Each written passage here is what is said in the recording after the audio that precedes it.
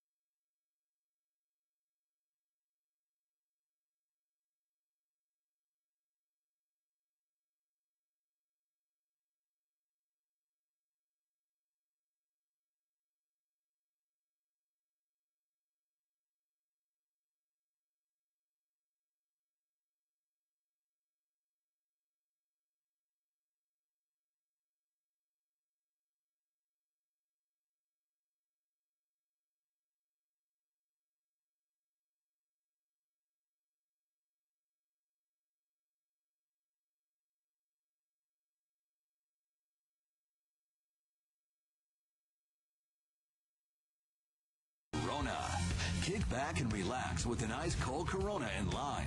Relax responsibly. And by Chevron. No other gasoline has more cleaning power.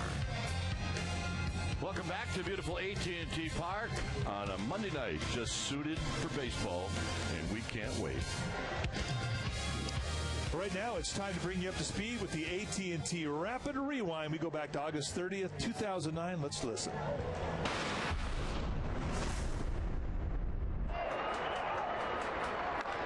High drive, left field, out of here. Renteria with a grand slam.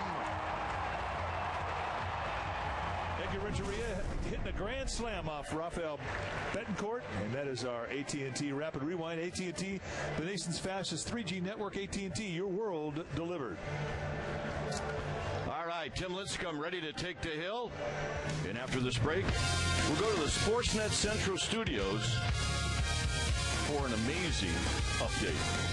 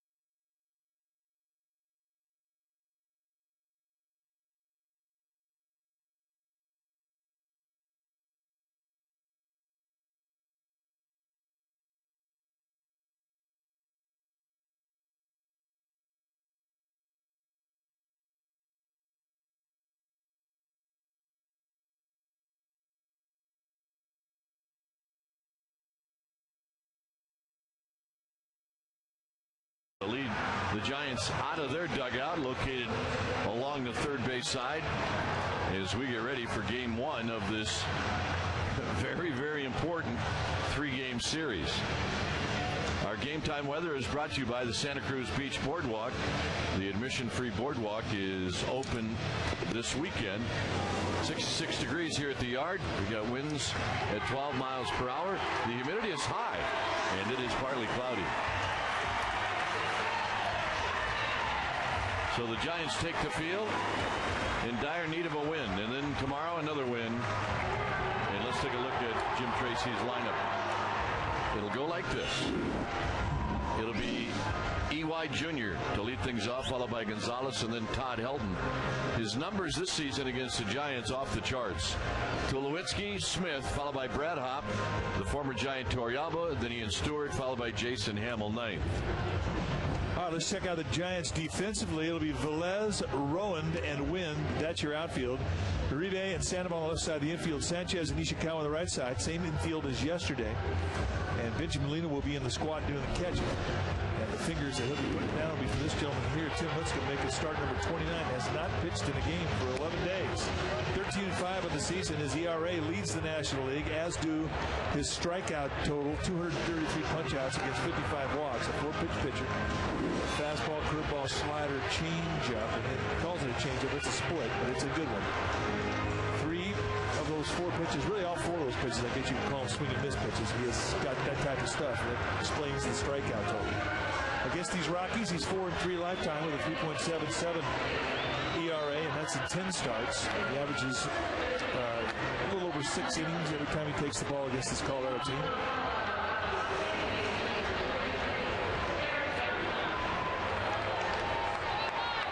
So there's Eric Young Jr. He's going to lead things off for the Rockies here tonight. It'll be Young, Gonzalez, and Helton. No Dexter Fowler, who is back playing again, but just not in the lineup tonight. So here's Tim Lincecum with Sandoval in at third, and the first pitch of the ball game is on its way, and it's right down the middle of the plate for a strike. CSN gun had it at 89. The Park gun had it at 94. And I think it looked a little louder than 89. Young checks his swing. Did he go around? No. 1 ball and 1 strike. Lincecum last pitched against the Phillies in Philadelphia. That was the Pedro Martinez start. Outside, 2 balls and 1 strike. Mike Riley will be calling balls and strikes. Then it'll be Merriweather, Laz Diaz, and Eric Cooper from first to third. 2-1 to Young, and Young takes low, 3 balls and 1 strike. Well, the guy does that at 2-1. It tells me he's going to be taking a fastball on a 3-1 count. Trying to see pitches, trying to get on base by way of the walk. And a strike. It's 3-2. Taken all the way. Going to be a good leadoff hitter. You can't be afraid to hit with 2 strikes.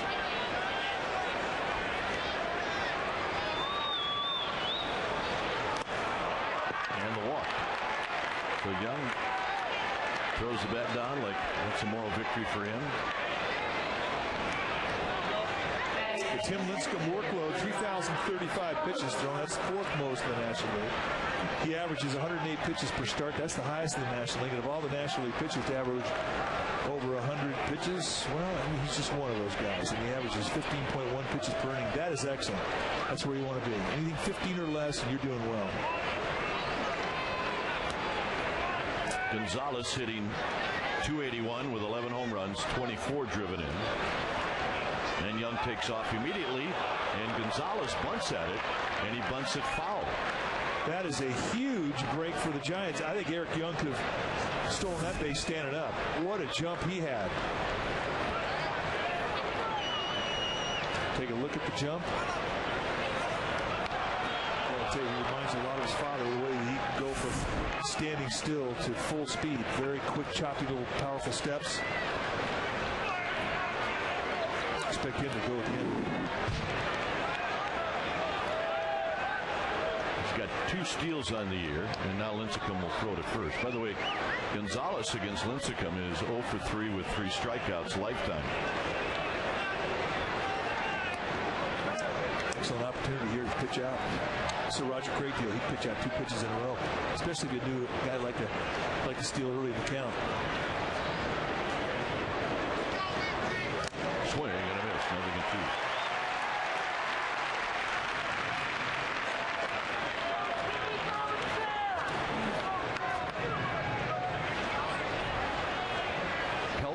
To follow.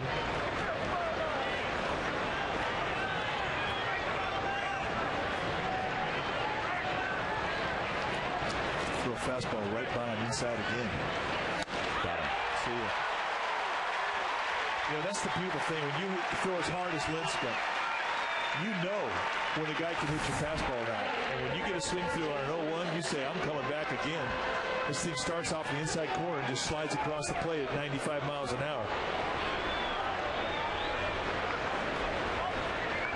And kind of a country hardball strikeout right there.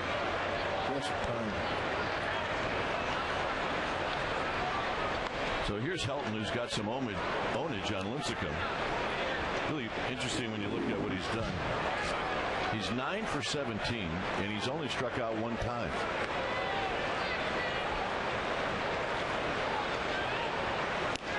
First pitch is a breaking ball, 1 ball and no strikes.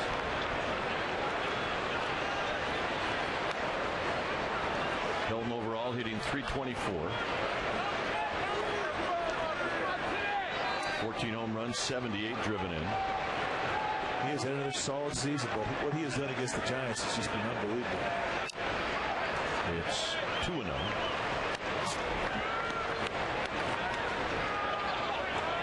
Tulowitzki on deck.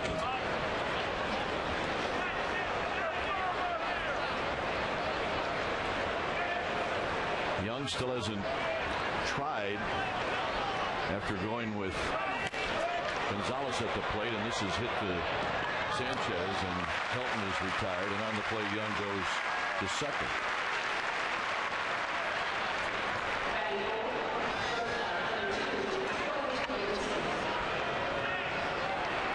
So here's Tulowitzki. Tulowitzki's got pretty good numbers against Lincecum. He's 5 for 19.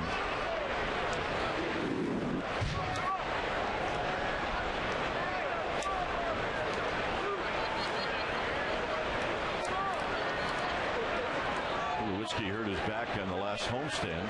Missed 4 games and started to play when the Rockies went to San Diego.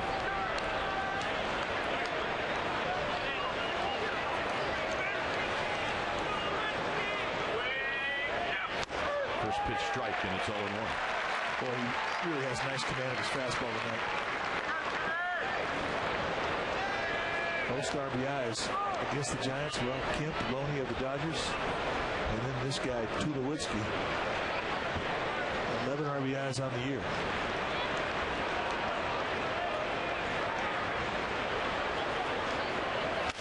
Breaks his bat, slowly hit. Sandoval charges, Sandoval throws, side retired. And the leadoff walk does not hurt Lincecum. Giants are coming up.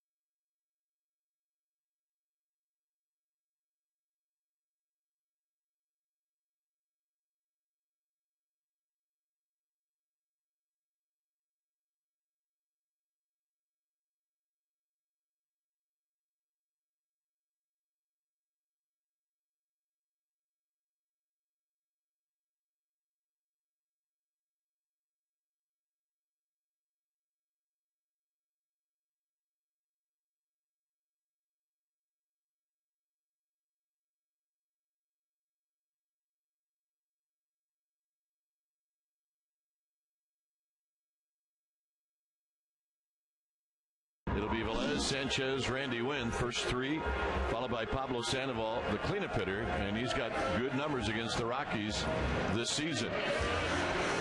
It'll be Benjamin Molina in the fifth slot, then Aribe Ishikawa, Rowan eighth, and Lincecum ninth. Defensively, the Rockies will set it up with Smith, Gonzalez, and Hopp. That's your outfield. Tulowitzki and Stewart on the left side of the infield.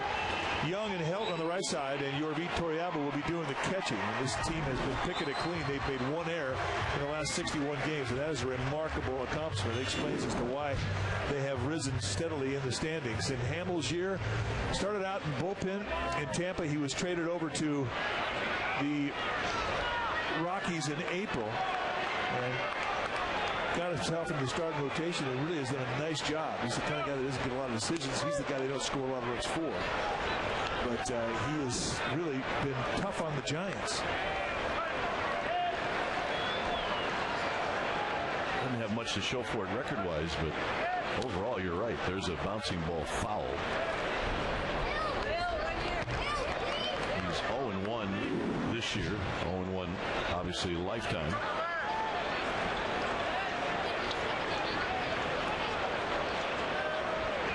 Velez, Sanchez, and Wynn in the dirt. And they're going to say he went around. And Velez's problem is he never looked at third to see if Eric Cooper was going to make the call. And Cooper made the call right away. You're kind of a rock and a hard place. I mean, you don't want to give yourself up. He did swing. I mean, if he goes and breaks the first, he may have an opportunity to beat it out. But I guess if you break, you're kind of admitting that you did swing. And one thing that Bruce Bochy is going to tell him is, look, at me, you can't take a chance. You got to go no matter what.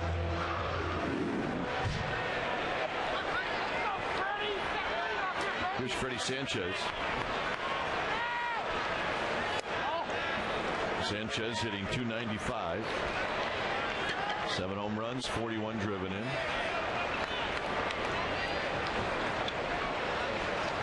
And this is a line shot right at Gonzalez. Boy, Gonzalez 2 outs. Playing very shallow. Let's take a look at our Panda Cam. It's brought to you by Panda Express and their signature entree, orange chicken. Experience pandemonium. And there's our Panda. And when he goes to Panda Express, he always says the thing that he likes to get the most is the orange chicken. Here's Randy Wynn hitting .265.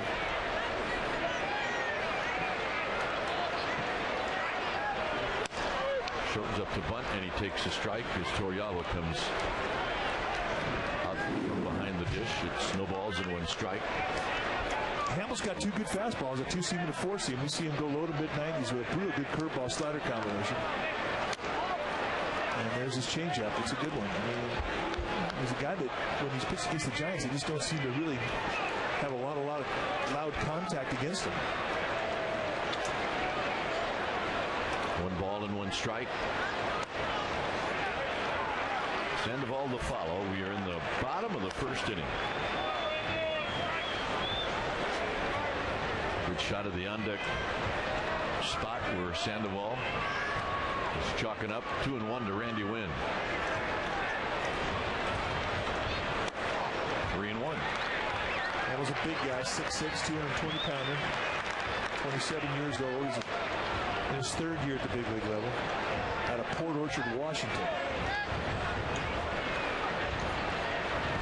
Up the middle, and for Randy Wynn, a 2-out single. Nice at bat. Saw a lot of pitches. Nice discipline, controlled swing, utilized in the middle of the field.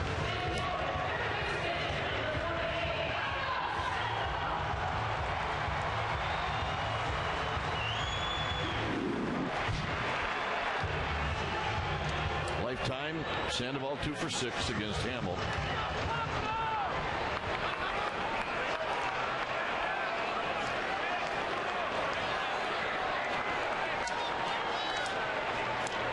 Benji Molina to follow.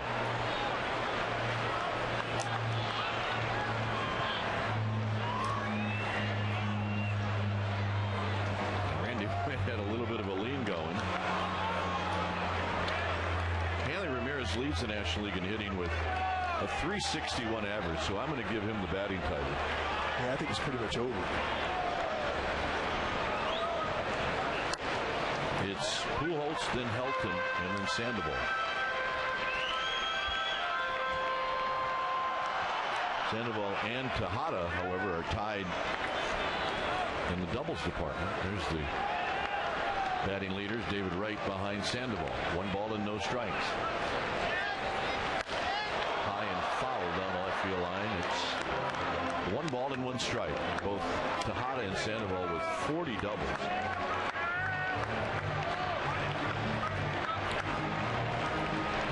That's a lot of doubles. It is a lot of doubles.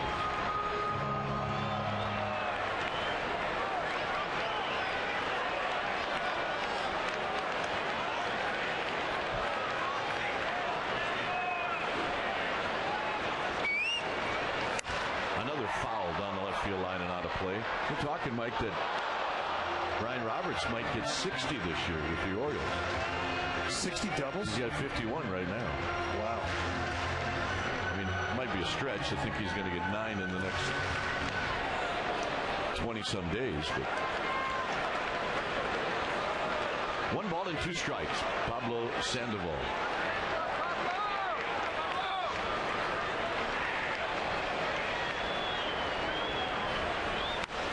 And this pop-up is straight back.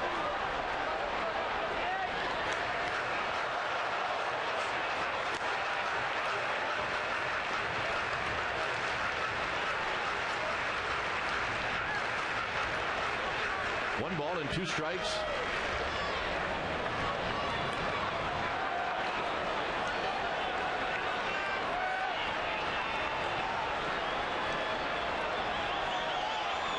Randy Wynn with a 2-out single.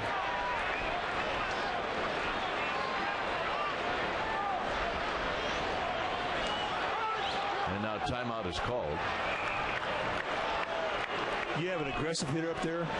It's not a bad thing. Just go up there and come set and hold it for a long time. Also puts an umpire in a bad spot, though, doesn't it? If he calls time and the pitcher starts to come. Absolutely it does.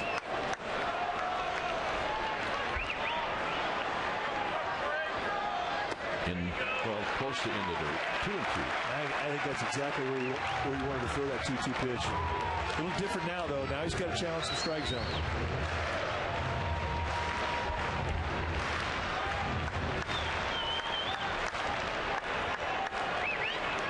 Molina on deck. 2 balls and 2 strikes.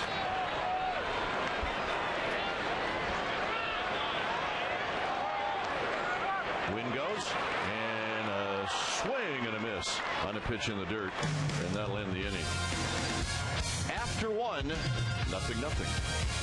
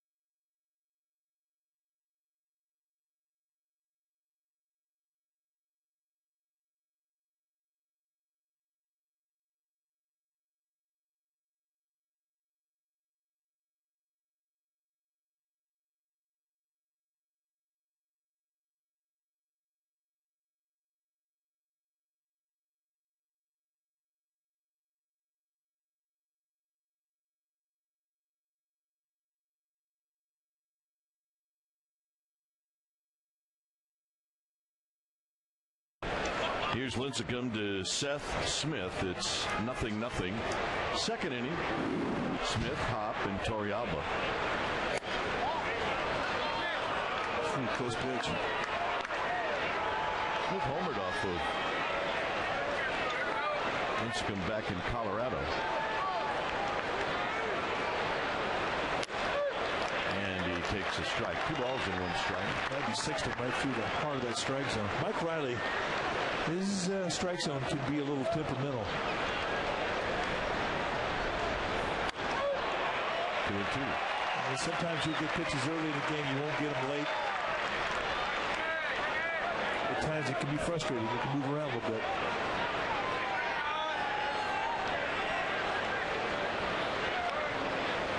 Got him. Well, I tell you, his stuff is crisp. I mean, I know his back needed the extra days. It's been 11 days since he's been in a game, but his arm really has responded well because his stuff is electric right now. It's our Chevron unsurpassed performance, the Giants' longest inning streak without allowing a home run at home all time. Juan Marichal had 149 and a third. Stu Miller, Greg Minton, Jim Barr, and Tim Lincecum on that list. And it's growing. There's Brad Hop. Hop is one of the many Rockies that will take a lot of pitches. He'll make you work. So Hop in that 4-game series in Denver, it was just 3-2 every time.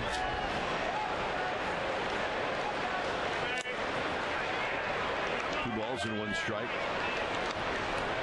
Torrealba to follow. A lot of hitch in Hop's swing. Big leg kick. He really drops his hands. See a lot of moving parts going. Remember, we played with Harry Spillman. Harry Spillman had a theory about pinch hitting. If a guy was throwing hard, he'd go with a light bat. If a guy wasn't throwing hard, he'd go with a heavy bat. And to a degree, if you look at Hop, the way he raises that front leg against a hard thrower like Lincecum, it's not very high. Out of play, 3-2. There are other times he'll face pitchers that don't throw quite as hard, and that right leg will go way high. It's like he's stepping onto a horse.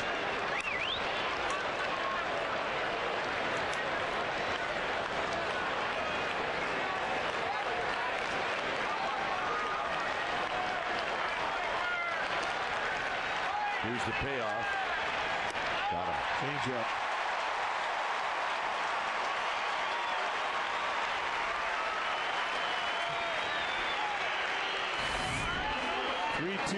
Split, and that's the pitch he calls his changeup. It just completely dives away from Hop. A pitch you can't lay off of and you can't hit. That is nasty. Well, Filipino Heritage Night 2 is Wednesday, September 16th. You need a special ticket. It'll cost you $20, and you'll get to see it in a special section. For more information, visit sfgiants.com/special events or call 415-972-2298. Here's Torrealba. Torrealba takes a strike.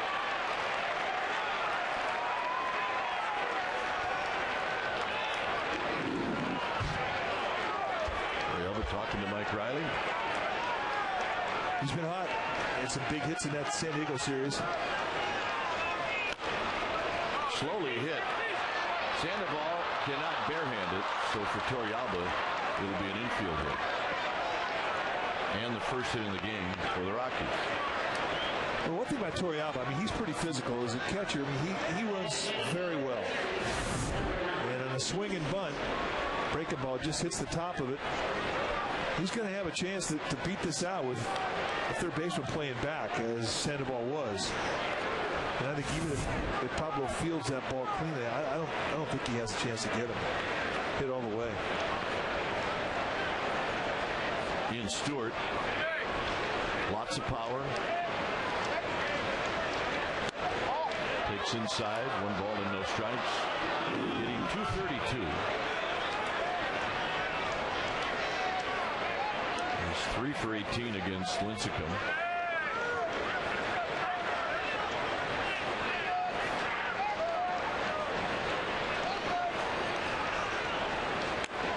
pitch is cast high. 2 balls and no strikes. He's still thinking about the first pitch. He thought he had a strike with the first pitch. Kind of feel like you're pitching out of a hole when you lose a first pitch strike that was close.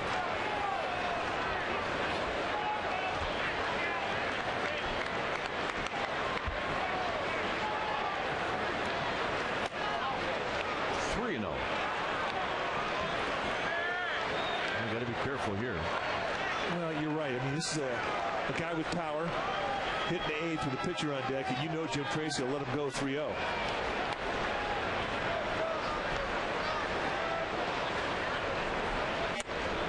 And the walk. So an infield hit and a walk, and here's Hamill. I mean, it just tells you how fragile a first pitch strike is, especially when you're down there pitching to an 8-hitter with a pitcher on deck. If he gets 0-1, it's a completely different at bat.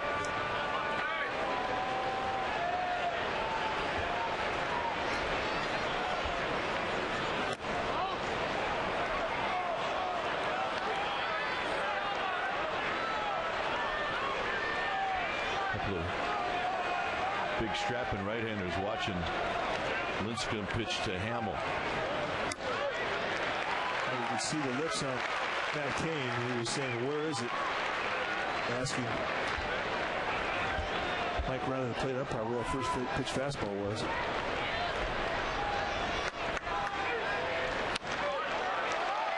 One and two. Hamill's got 6 hits, so you got to pitch him like he's hitting cleanup.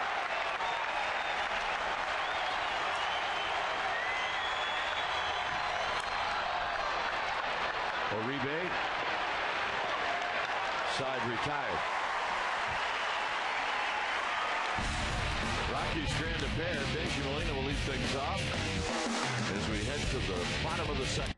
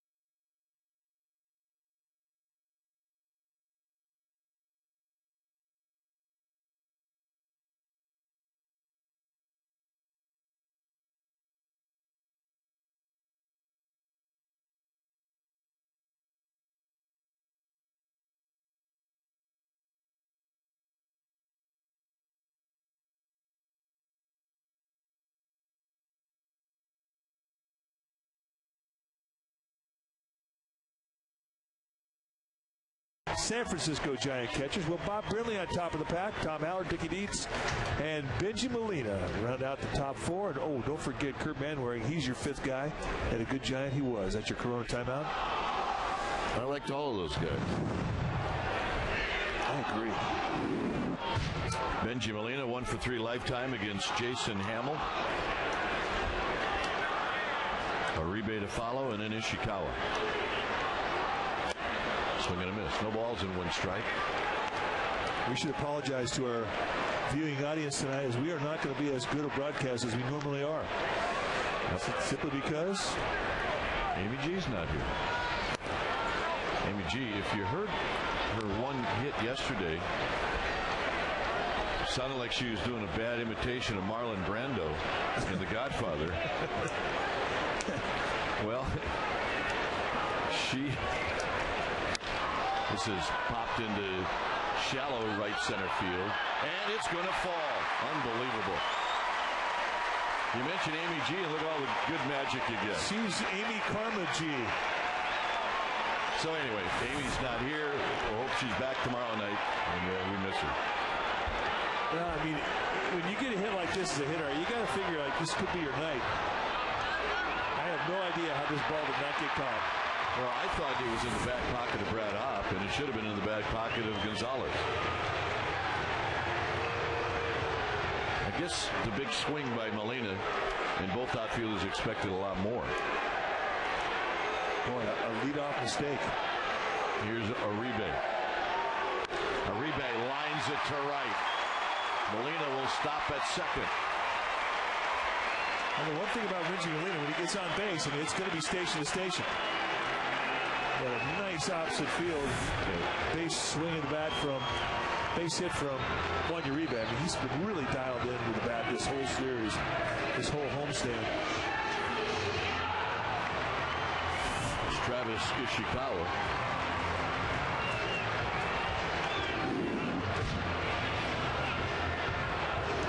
Ishikawa had a good ball game yesterday. It's why he is in the lineup tonight. He had 3 hits yesterday.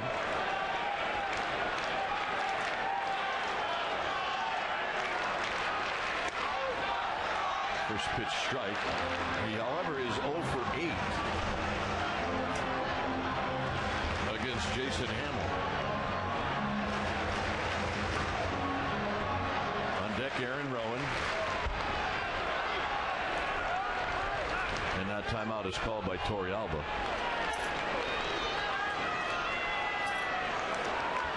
So back-to-back hits here in the second. Big spot for the bottom of the lineup to come through.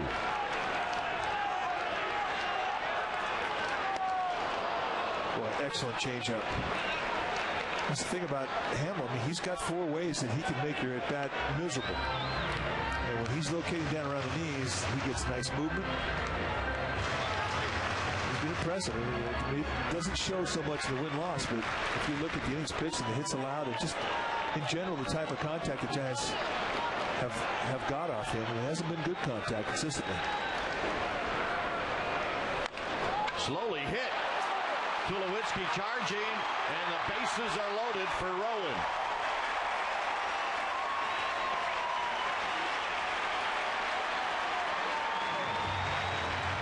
Well, the pop-up attack and the ground attack, all in one inning. Well, it was another thing of beauty. A change-up right off the end of the bat. You can see the slip from Hamill. It was going to be a difficult play from Tulowitzki, although I think he would have had a chance had he been able to get a grip. Tulowitzki could not come up with the play. The Giants bases loaded, nobody out. So here's Aaron Rowan.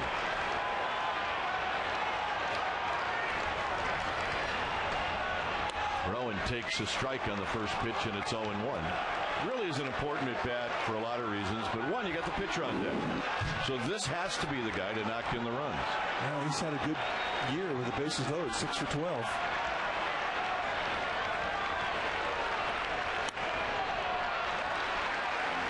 Rowan takes a good look at it.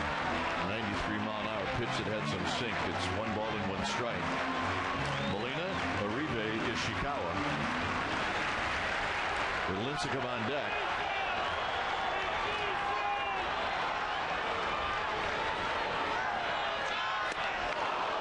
Two. Came back again. Same pitch you opened up the AB with. Another curveball.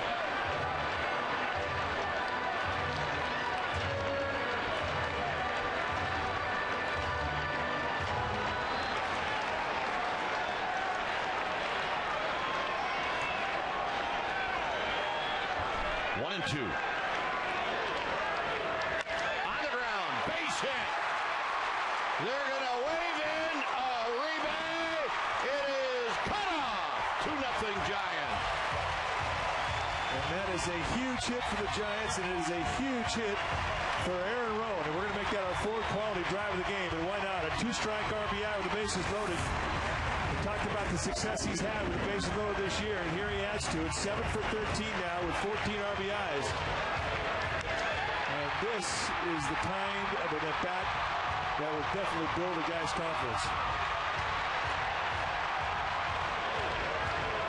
Another look at our fourth quality drive of the game. That is a thing of beauty. You see that ground ball, the bases loaded, 2 RBIs. And that's going to bring out Bob Apodaca, the pitching coach for the Rockies.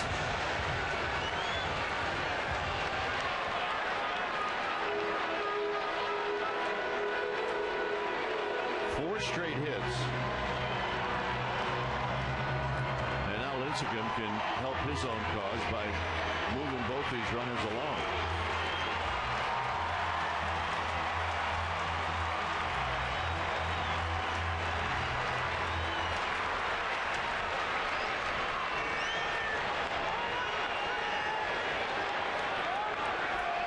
Helton charging, and Lincecum bunts it foul.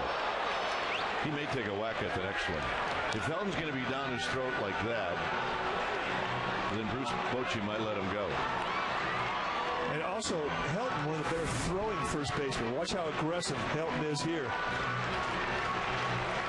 Well, I mean, he is right on top of him.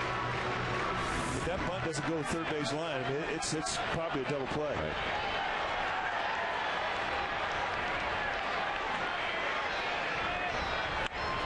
Bunted perfectly.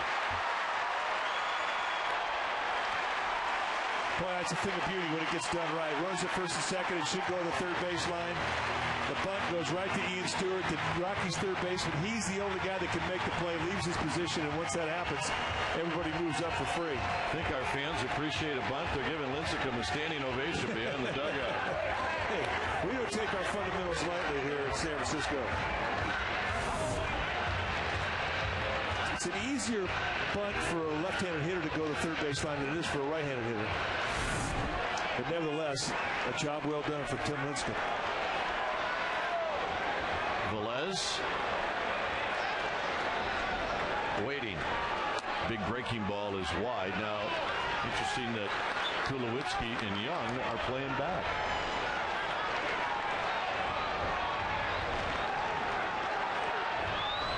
And with one out, any ground ball hit back up the middle, Ishikawa is going to be going on contact.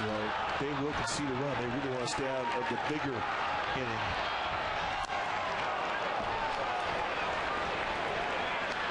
Hamel likes that curveball. He's back against the wall. See a bunch of them to Rowan.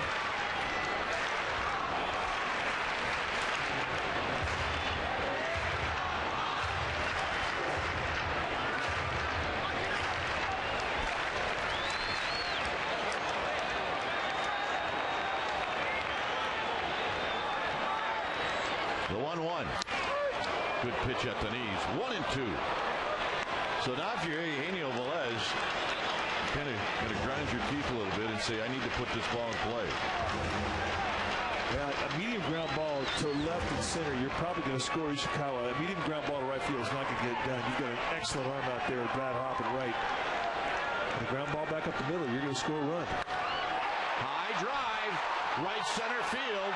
It'll be Hopp who will make the catch. Here comes Ishikawa, and Rowan goes to third easily. Job well done. That was not a medium fly ball. That was deep.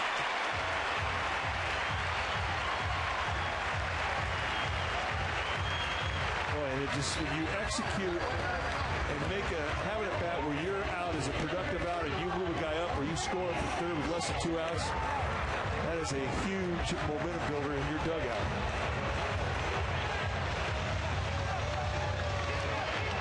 View of what happened here in the San Diego series, and this team tonight is looking like a different club. Yep. Sanchez lined out to center field in the first.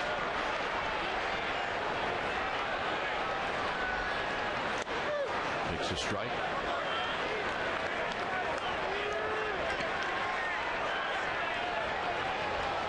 Three runs in the inning on 4 singles. On the ground sharply to Young at second, and that'll end the inning. Giants pick up 3. We will head to the third. 3-0 San Francisco.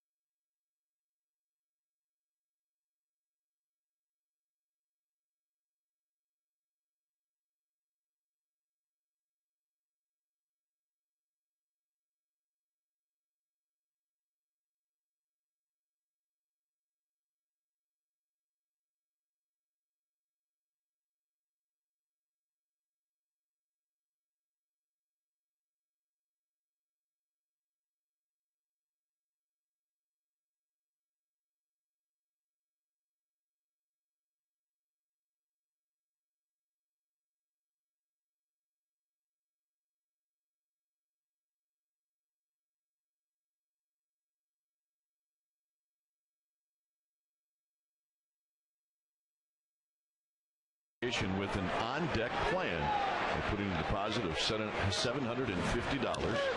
towards 2010 season tickets. You have the opportunity to purchase postseason tickets in 2009. This is a reward to our loyal fans. So get in today. Visit sfgiants.com.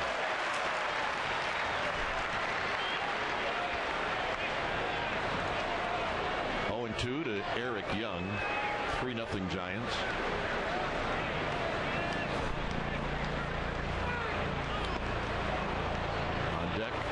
Gonzalez and then Hilton.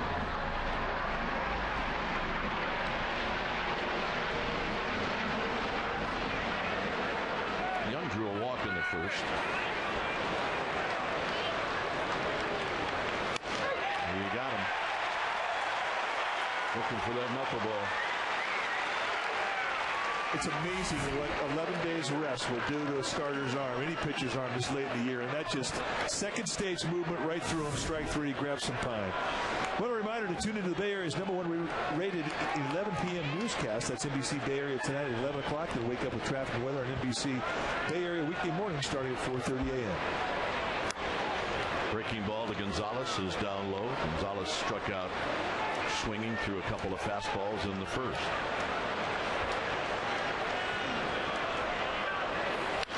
Out of play, 1 ball and 1 strike.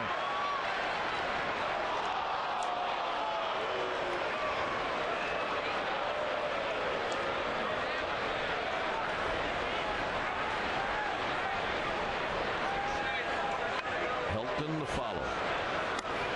Inside 2-1. Does not look like any rust whatsoever on Lincecum. When he's missed, he's been close to the zone. And a shot into the alleyway. Velez will get to it. Gonzalez will put on the brakes, and wisely so. Nice play. So Gonzalez picks up his first hit ever against Lincecum. A nice opposite field gapper. I mean, if this is not played perfectly, it gets through. And I'm thinking even as deep as he got the ball with the speed that Gonzalez has, it may be an opportunity for him to go to second, but that's how good the play was from Velez. Cut that ball off, good footwork to get the ball quickly back in the infield. He's got a good arm. He does. Here's Hilton. Hilton bounced out 4-3 in the first.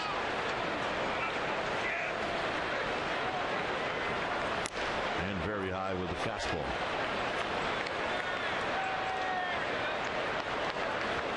Rockies won a game on Friday night in San Diego, a game where they were trailing 1-0, and they won it in the ninth as they scored off of Heath Bell. But that was it. Padres then beat him on Saturday, and they beat him yesterday.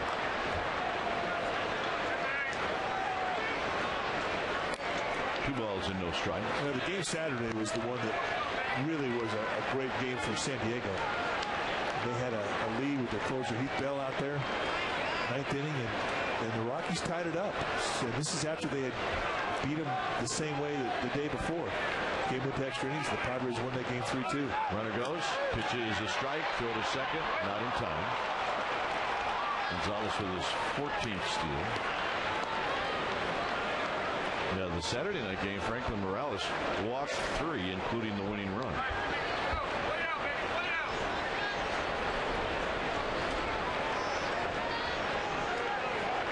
Two balls and a strike to Helton.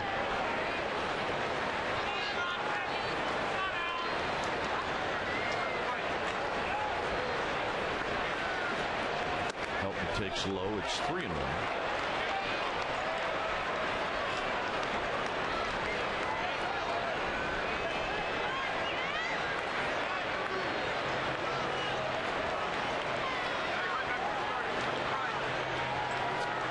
Lincecum throws Helton a fastball here, and he walked him with a fastball. Here's Tulowitzki. Lincecum has to do a better job of holding the runner on. And I think Freddie Sanchez is going to come out there and tell him, he says, you have to vary your looks, be careful. They're starting to time you. And that's good for him to hear that, especially for a guy that has taken advantage of Lincecum as a base runner. Tulowitzki bounced out to Sandoval to end the first.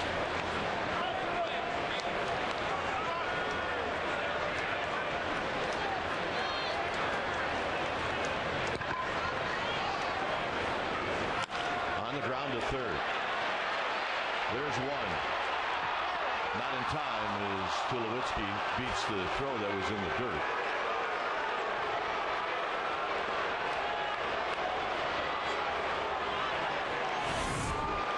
Just not hit sharp enough.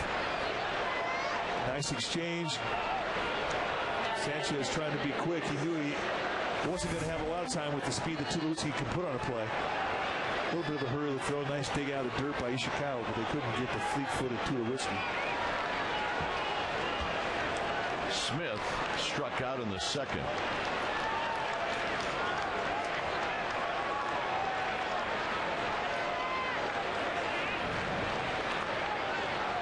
Swing and a miss. Now he'd like to get that second strike with another pitch and then come back to that curve for a third strike.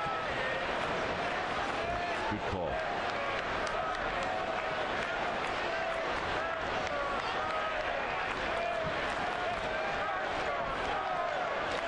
And Lincecum will bluff to third.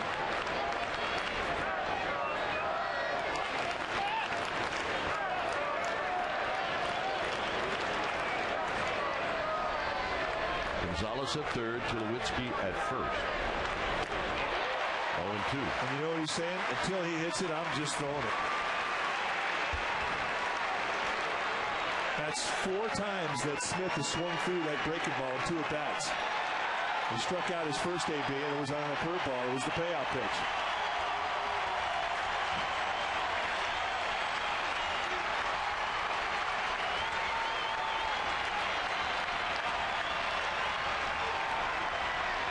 He got him again. That's how good that breaking ball is. Smith strikes out for the second time. 3-0 Giants.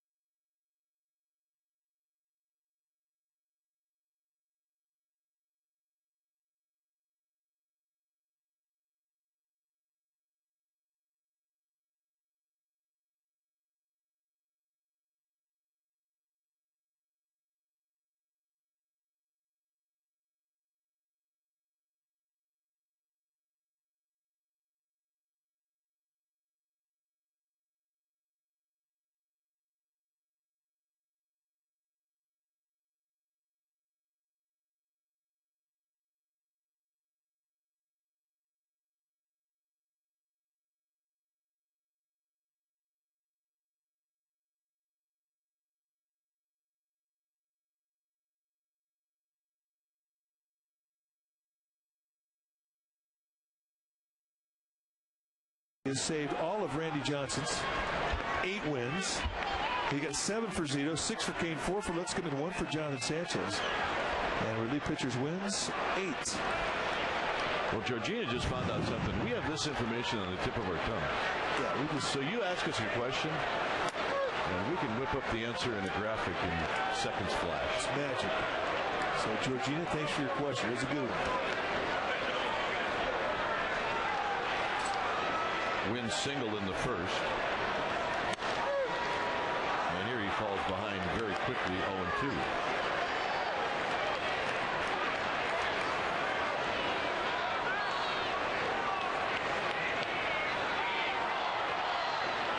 Up high with Sandoval and then Molina.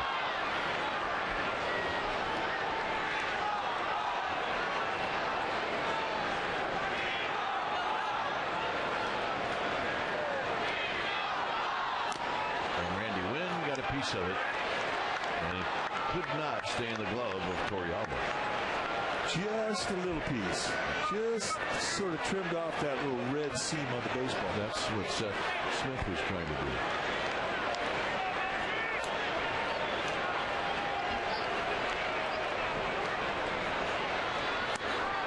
Good take, 2-2. Great pitch, 1-2. Great take. That is not an easy take. Put that curveball right between home plate and the catcher. And that was perfectly placed. Ball back. That was throwing a lot of curveballs in there. And you think, oh, that's amazing. When the guy's throwing 94-mile-an-hour sink, he's still throwing more curveballs than that. I think it's the specialty pitch tonight.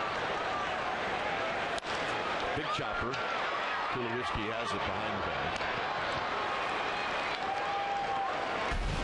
Well, this afternoon, Randy Johnson threw a simulated game.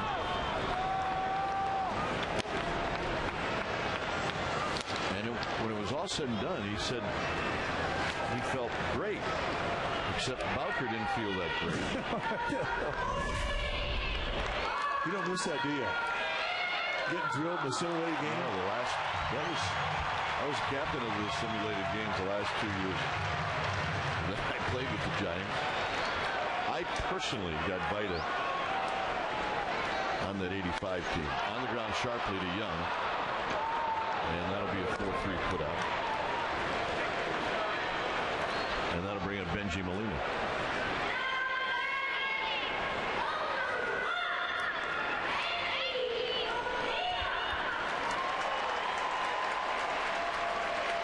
Benji Molina led things off in the second with a bloop single into right field, and it ignited the Giants.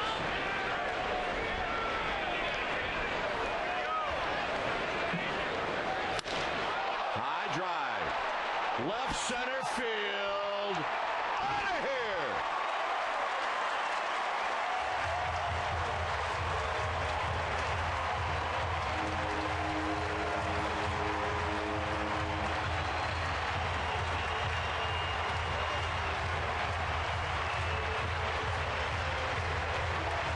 Benji Molina with his 18th of the year. And he did it with 2 outs, and that hurts.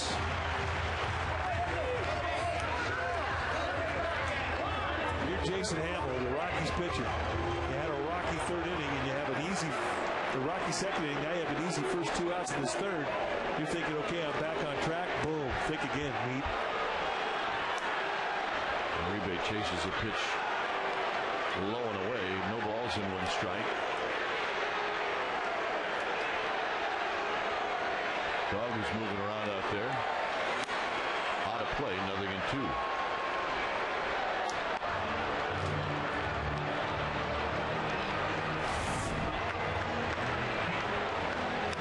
Just gets extended through a sinker that sits up there about mid-thigh out over the plate. And when he hits them, they are majestic. They all kind of look the same way. A Uribe strikes out to end the inning. Giants pick up a run on the home run. And when they leave the yard, it's bye-bye baby. Here at AT&T Park, it's 4-0 Giants.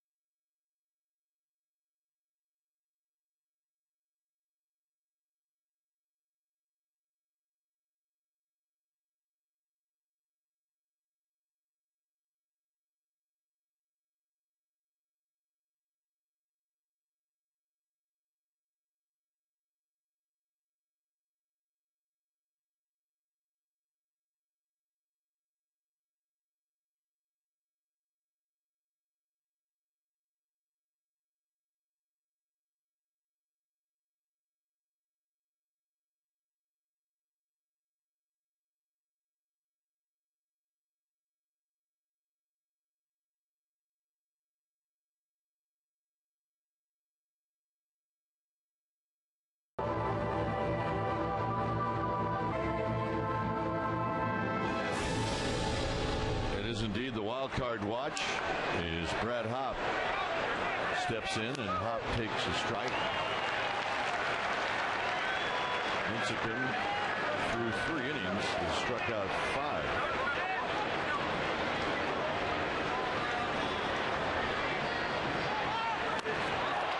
That's such a good curveball. And it's crisp. And to throw a curveball like that, your arm has to feel good. Curveball takes a lot out of your shoulder. At this time of year, where your shoulder can get a little hot because it's fatigued, that curveball can go away. And that is a 3-pitch see ya. Wow.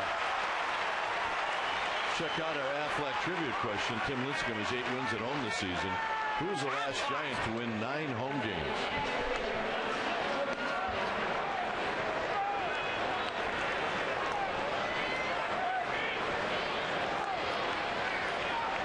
Six strikeouts, 5 swinging.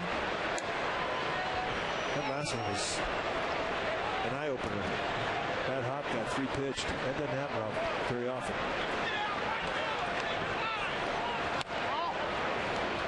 Torrealba had an infield hit in the second. Lincecum, because Chris Carpenter had 7 earnings tacked on him over the weekend. Lincecum now leads the National League in ERA. Carpenter second, then Wainwright, and then Lincecum's teammate, Matt King. So 2 Giants and 2 Cardinals in the top 4. Torrealba into center field. 2 outs. And here's Stewart.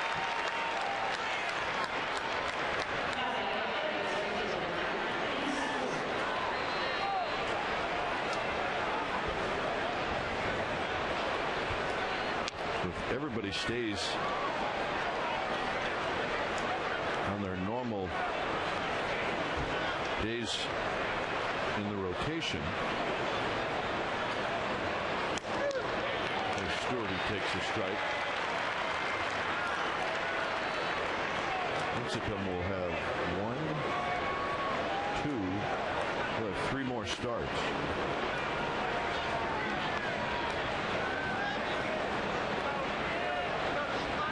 One ball and 1 strike to Stewart. Swing. And a miss, 1 and 2. You can't describe the movement on this because he's not an easy guy to catch because he has unpredictable movement. And you can see that thing just completely slide across the plate at 93 miles per hour. That's a 2-seam grip. He throws two-seam about 94 out of 100 fastballs he throws. He'll use the two-seam grip. Got him. He's got it rolling, folks. 4-0 Giants.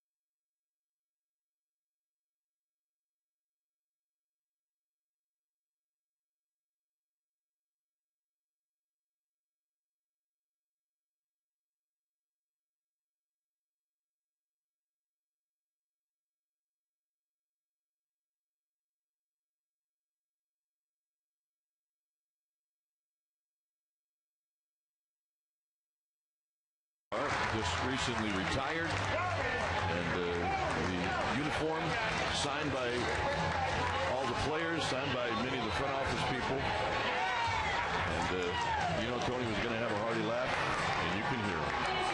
Yeah, he's got a good laugh. When he laughs, everybody laughs. Well, they used to when he was the boss. not so much anymore. Here's Ishikawa, who takes low. 1 ball and no strike. That's what happened. It's a cruel world. We wish him well in his retirement. He hasn't worn a pair of socks since he retired. Lots of golf. Swing and a miss. 1 ball and 1 strike. Doesn't have to yell at Ralph and Tom anymore. Nope.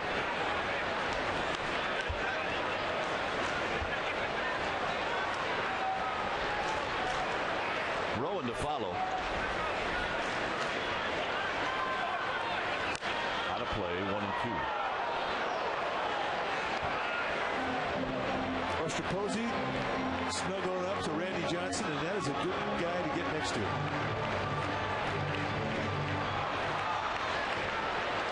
Buster Posey caught Randy Johnson in that simulated game. He might, 20 years from now, be able to remember everything about that conversation. Not Randy Johnson. No. Buster Posey.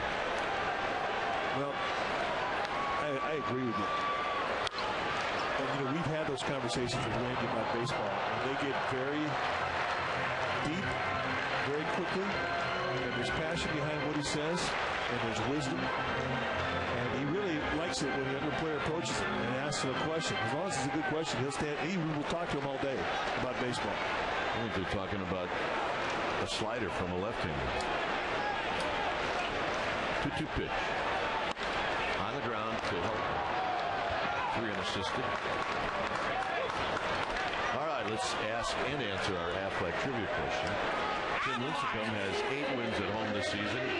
Who was the last Giant to win 9 home games? Noah Lowry did it in 2007. Noah Lowry was 9-3 in this ballpark. I miss that guy. Me too. Good dude. Good Giant. Just wish him the best. Hopefully he can get his health back, get his arm back. Rowan takes high. 1 ball and no strikes. Biggest hit of the game came from Aaron Rowan. Prospects of having Noah Lowry in this Giants rotation. That's exciting. Rowan Lines it to left. Smith back. Smith on the track makes the catch. Saw that breaking ball early. Put a nice swing on it.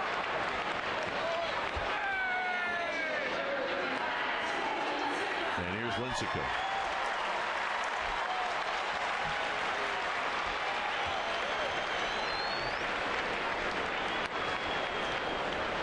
Lincecum with a sacrifice bunt in the second. We have a couple Lincecum fans. Oh yeah, they're all over. They need a prom date. She's going, Lincecum prom. Hey, you never know. Oh, that's the best. Be a great date to have at the prom, would he? He would. He'd fit in. Yeah, they might card him going into the. Are you old enough to be here, kid?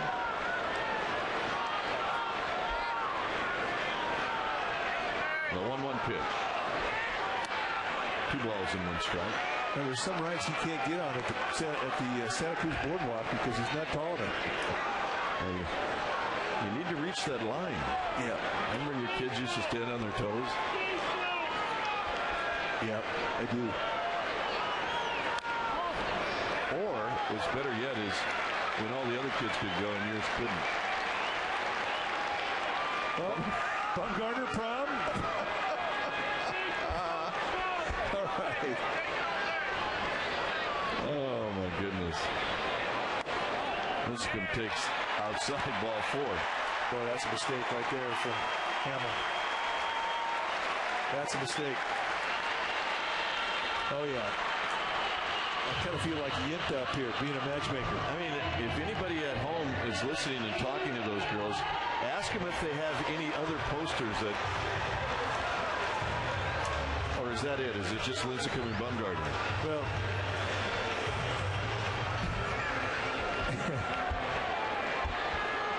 Well, I don't like your chances. Let's put it that way. But it is a solid effort. Yeah, good effort, I thought. But their mom's got one, too. It says, Kuiper, 40th reunion.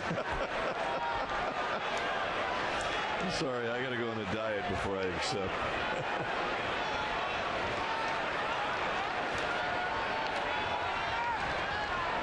Swing and a miss. 1 ball and 1 strike. Good change-up.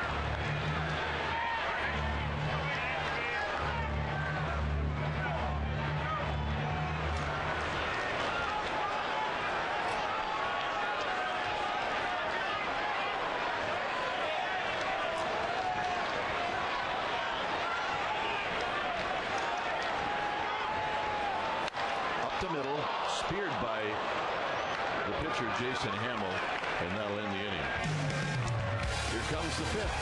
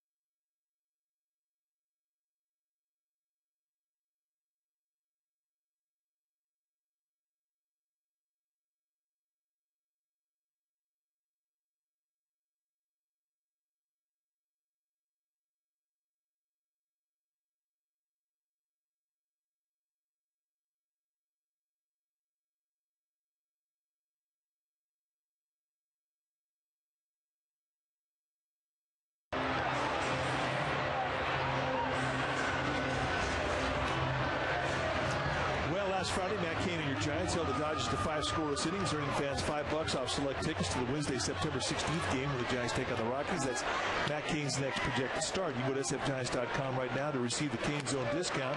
Use the coupon code CAIN when purchasing tickets online. Again, the code is CAIN.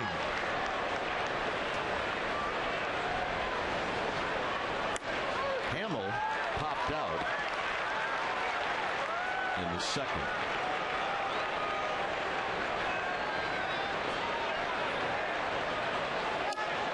And he takes a fastball high. For Lincecum, that was pitch number 65. That's for Bruce Jenkins, who's keeping track of those things at home. Got him. Strikeout number 8. We're going to tally up some strikeouts. It's good to get the pitcher a couple of times. That's the first time he's gotten Hamill. The last time Hamill popped out to Uribe, but when Lincecum gets it going, those strikeouts go up there in a hurry. Young has walked, and then he struck out looking in the third.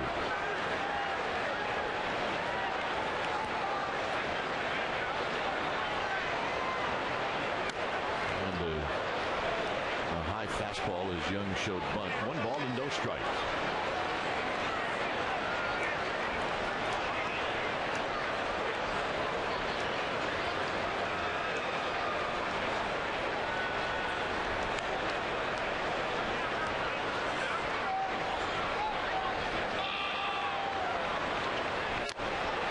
Swing and a miss by Young. The big fist is here. And we like the big fist. We saw those in Milwaukee a couple of years ago. A little flip job over Uribe for a 1-out single, bringing Gonzalez to the plate.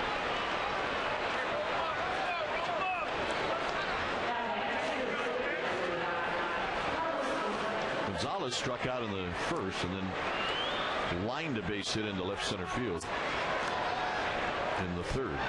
The Rockies now with 3 hits off of Lincecum. Now expect an aggressive Eric Young at first base, even being down 4-0 in the score. He's got a green light. He goes. Benjamin's throw is going to be late.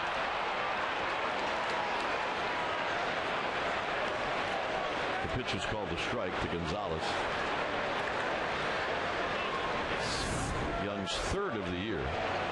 High leg kick, a real deliberate unload time, 1.47, and just not enough of an opportunity for a catcher to throw out a speedy runner like Young. Molina had no chance.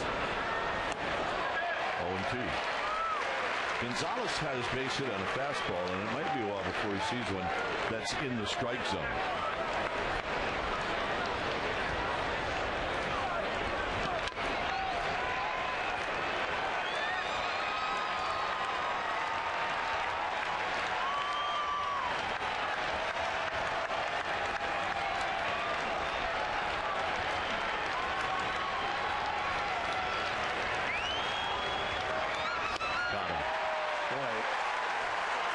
Changeup on the payoff pitch. Fantastic pitch, and this is strikeout number 9. Another swing through, see ya. And here's the poll question. Log on to csnbayarea.com to vote for exclusive video, blogs, and much more. Check out csnbayarea.com to view the poll results. Watch Esurance Giants postgame live. Here's Helton. Helton takes a breaking ball away. I mean, the last time he swung at a ball in the strike zone was 4 years ago. At least it seems that way. You're right. It does.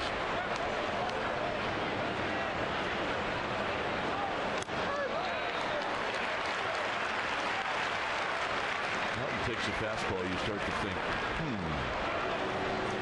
wonder if he was sitting on a changeup.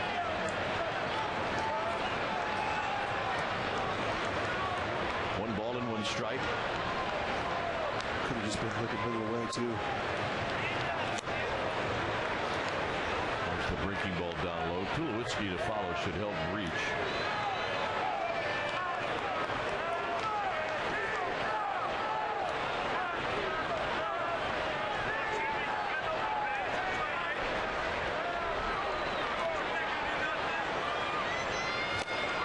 2-2.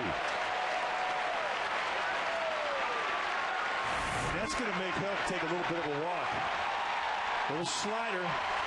He hasn't thrown that very much tonight, and that's different movement. He was surprised by it.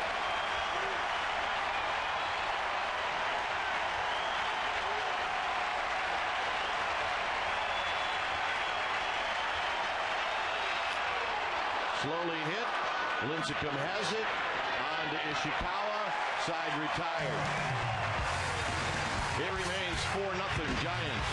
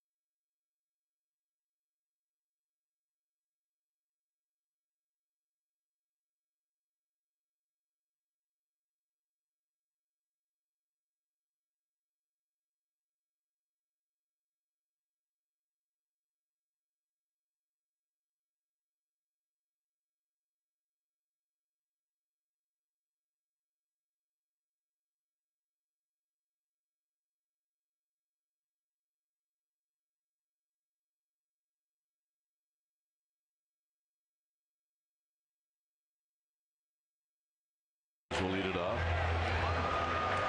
Sanchez hit the ball hard a couple of times, but he is 0 for 2.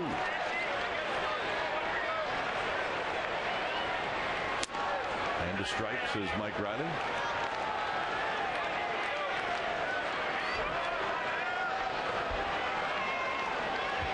Randy Wynn, and then Pablo Sandoval. Foul back, 0-2.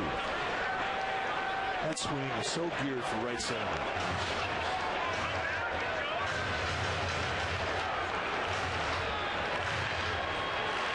9 strikeouts through 5 innings for Mr. Lincecum. Down low.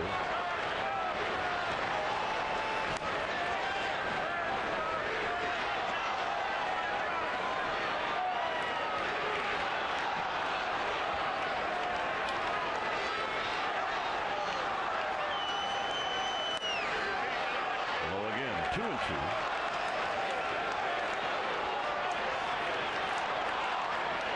Not a sellout tonight, but a very enthusiastic, good crowd.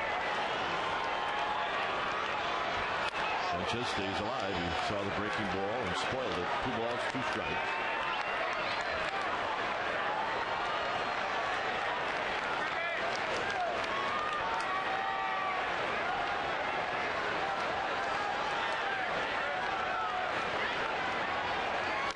Pokes this one foul. That looked like a Benji Molina extendo bat swing. It really did.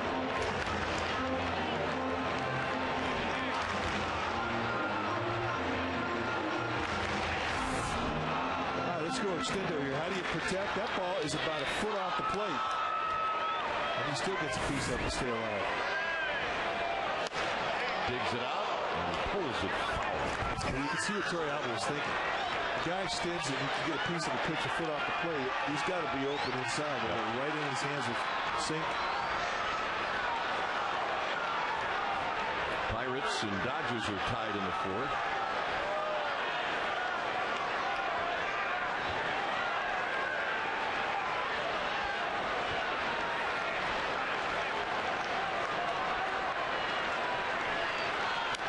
And Sanchez again stays alive.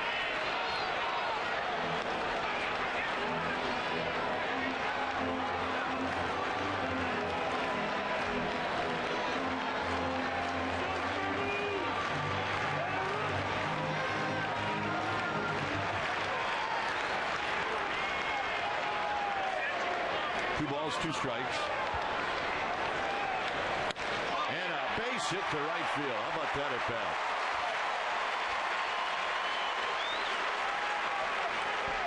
Thursday night at 7 p.m. Comcast Sports Net area is going to present another Giants Classic game. Check it out. You remember this one well. September 18th, 1997. We like to call it the Brian Johnson game. Bonds and JT Snow also homered. Rod Benton pitched out of a bases loaded jam. Giants ended up losing it in the end, but it's still worth watching. Yeah, just seeing if you're paying attention. Also available on demand once it airs.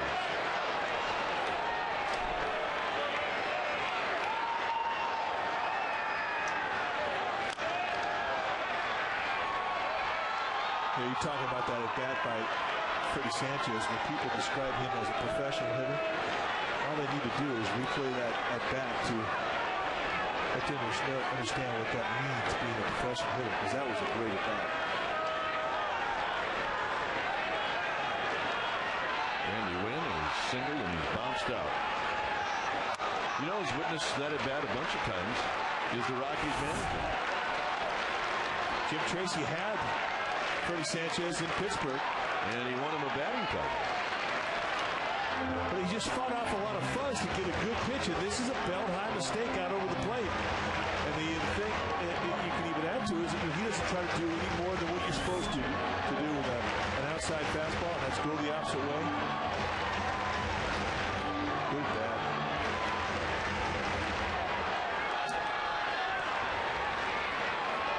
So here's Randy Wynn.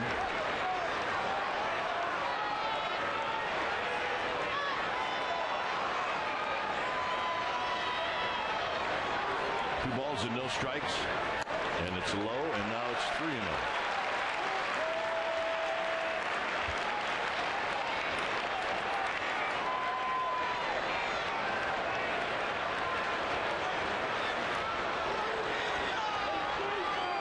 There's the skipper of the Rockies, Jim Tracy. Done a fantastic job in Colorado. And a belt-high strike. 3 balls and 1 strike.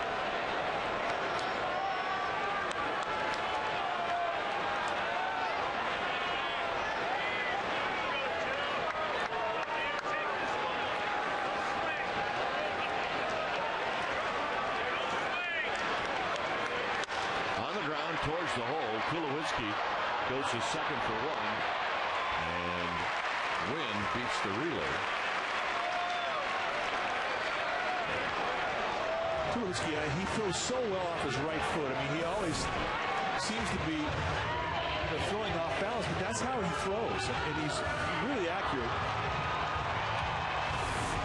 You never really see him take a conventional crow hop shuffle step into a routine play.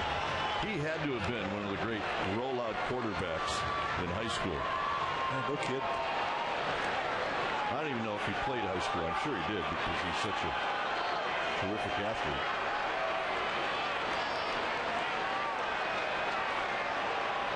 Here's Sandoval. Sandoval skies it out to Smith. And on one pitch, Sandoval is retired.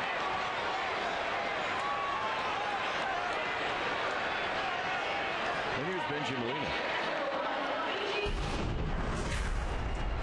Third inning, Benji Molina takes a challenge fastball with 2 outs. And puts run number 4 on the board, his 18th home run of the season.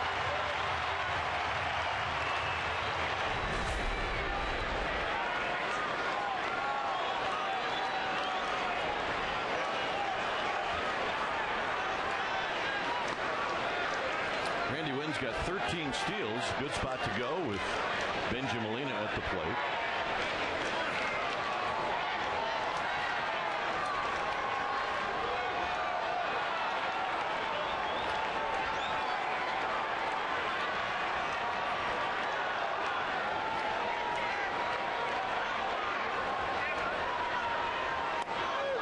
which is a strike. Belt high.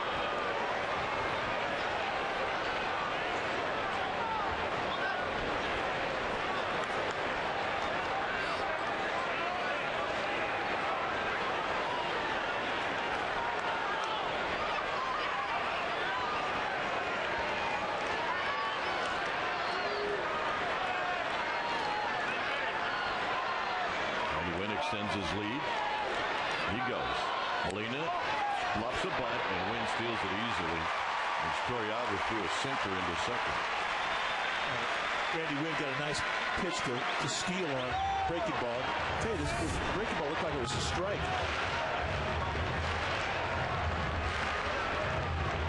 No chance. Throw wide.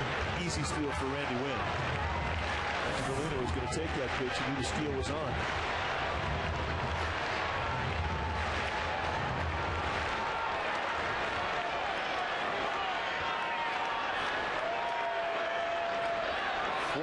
For the season for Randy Wynn.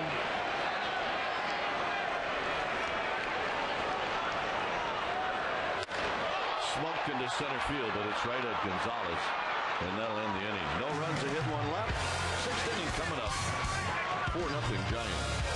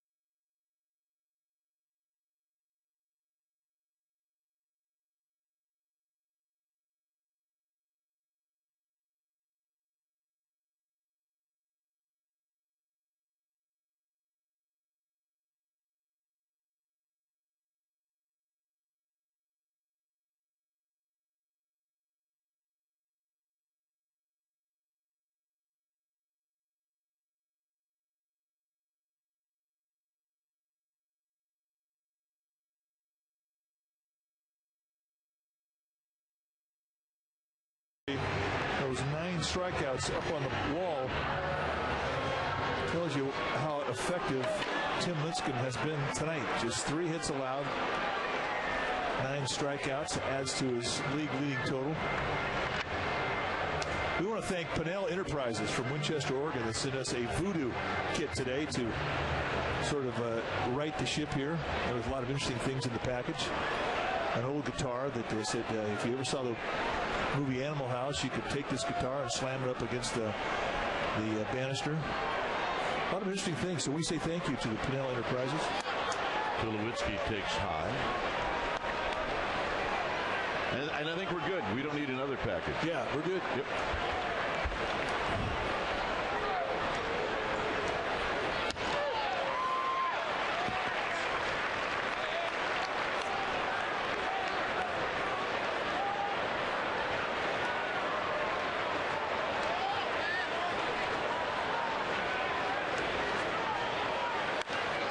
Tulowitzki pops it straight back and out of play. His fastball's got second stage jump. That one just exploded in and up into the hands of Tulowitzki. And Tulowitzki's a good mistake hitter. I mean, he likes balls up above the belt. This thing breaks him down, elbows bent, got him off the sweet spot.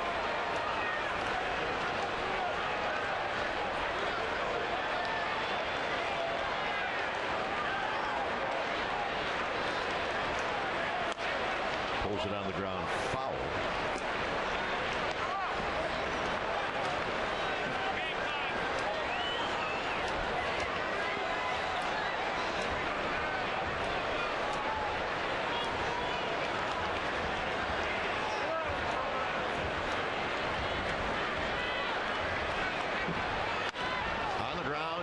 Ishikawa underhands Lincecum.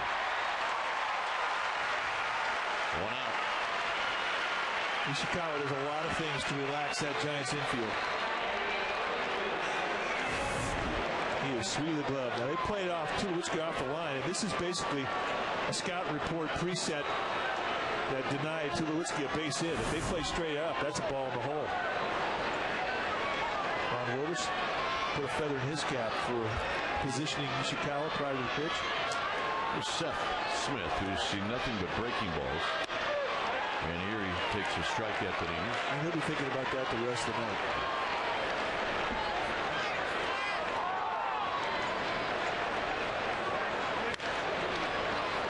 Ishikawa gets an in-between hop.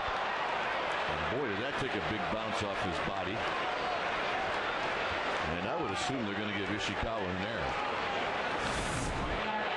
Yeah, he kind of got hot. He tries to come in and choke this ground ball, and you can't get to the short hop, and it comes up, hits him right about mid-thigh, maybe even a little bit higher, almost to the belt. Yep, that ate him up. That's got to be an error.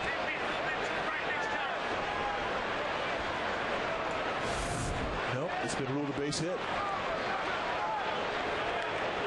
Here's Brad Hobb. Hey, if you're out there in the mound, that's one way you can endear yourself to your players behind you. That was kind of a coin toss decision by the official score. Could have been called an error, could have been called a hit. But if you're a starting pitcher, or any pitcher for that matter, you go up there and say, you know what, take that error away from him. That should have been a base hit. A lot of times you'll get it changed. And when you can do that for one of your players in the infield, you are a friend for life. They'll be diving all over the infield for you.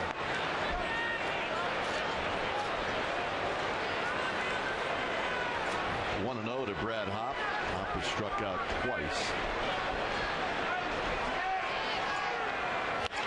Here he lifts one down the left field line, foul.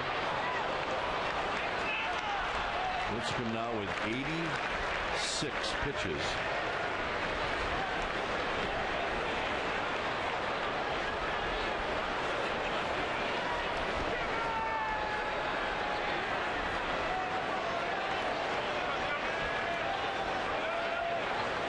Tracy trying to get the pen to work. Come on, pen. Come on, come on. It's not working. Slowly hit. Sanchez will spin around. They get one there, and that's it. Nice play, Sanchez. Risky with a 4-run lead, but if you get the out, good play. Yeah, again, just not a ground ball with enough steam on it to get you a pair. A nice job from Seth Smith to kind of eliminate all chances. Well, Giants fans, AT&T Park is the place to be this summer, and you can see for yourself. You can get those hard-to-get premium tickets on StubHub.com. Official fan-to-fan ticket marketplace of the San Francisco Giants. StubHub's lineup of services makes it easy to score great seats to any game. Get tickets now on StubHub.com. StubHub! 2 outs. Torrealba takes a fastball high.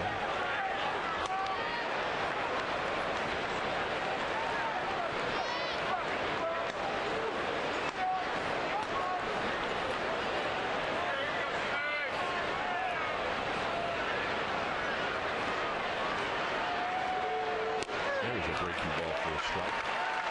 That's a pretty tough 1-0 pitch right there.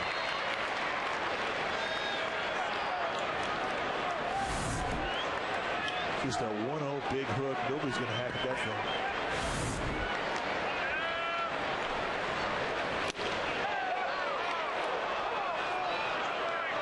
Thought he had it.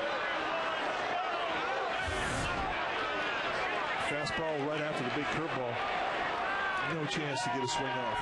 Just a good mixture of speed right there.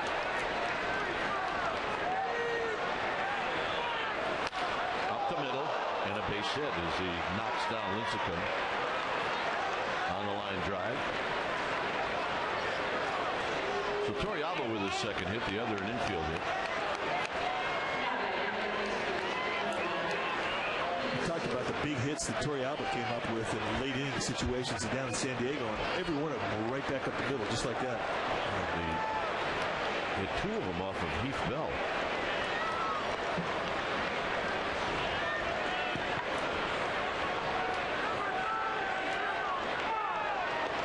Stewart has walked and he's struck out.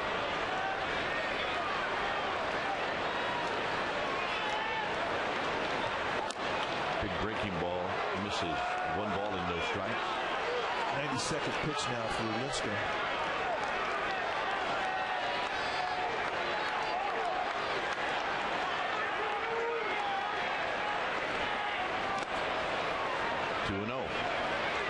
Garrett Atkins has grabbed the bat. He's on deck. Really hasn't extended beyond, except for the second inning when he had 21 pitches.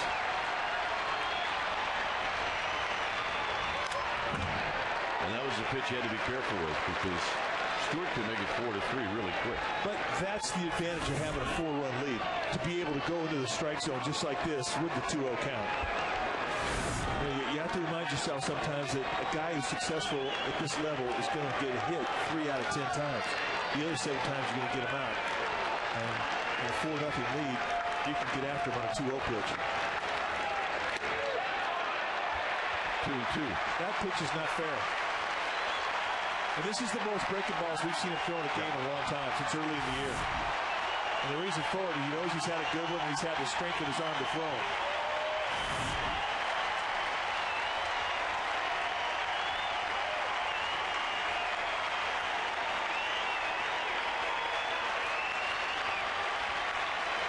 Two and two.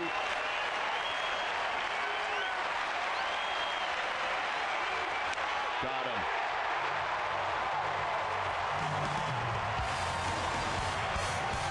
Strikeouts for Lincecum.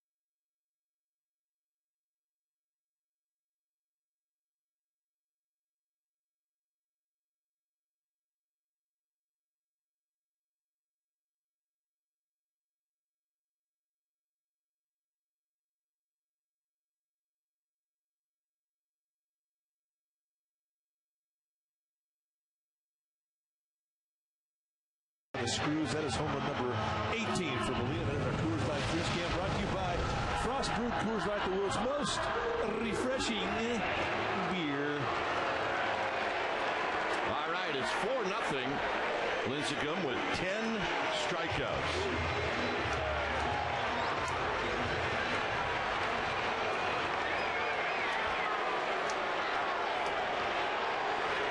And it'll be Juan Uribe to lead things off.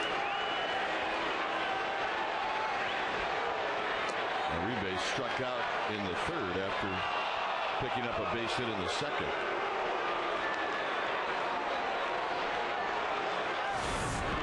All right, did he go? Yeah. Chuck Merriweather there at first base making the call. Foul down the right field line. This might be off the bricks. Nope, a little short.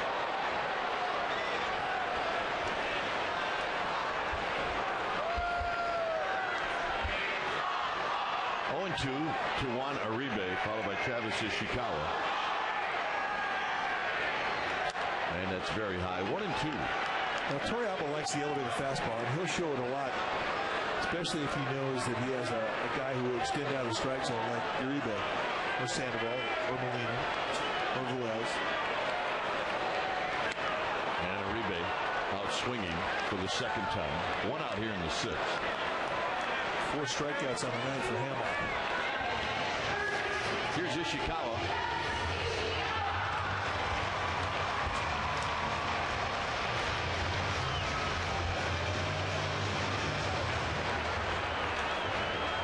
Ishikawa, infield hit in the 2nd and scored, bounced out to 1st in the 4th.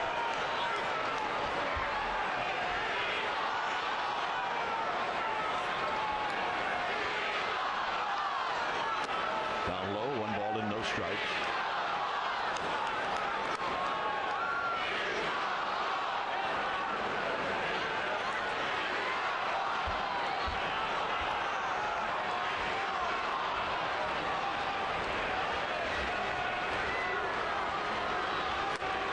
Swing and a miss. 1 ball and 1 strike. Good swing, well. Tomorrow night. It's not that I'm thinking about tomorrow night already, but it's always nice to give everybody the probables. It'll be Barry Zito against Ubaldo Jimenez. Ishikawa on a play.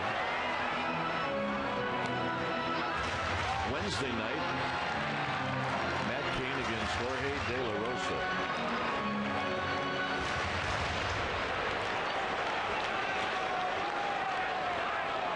Pretty good pitchers are going in this series for both teams. The 1-2. Good curveball, 1-2. Good take.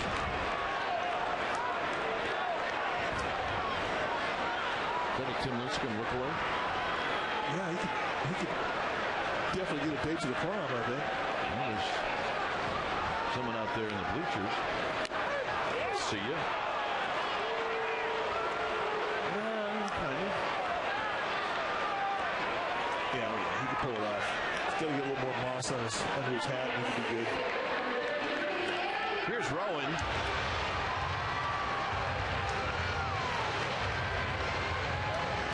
Rowan with the bases loaded. Single in the 2nd to knock in a pair.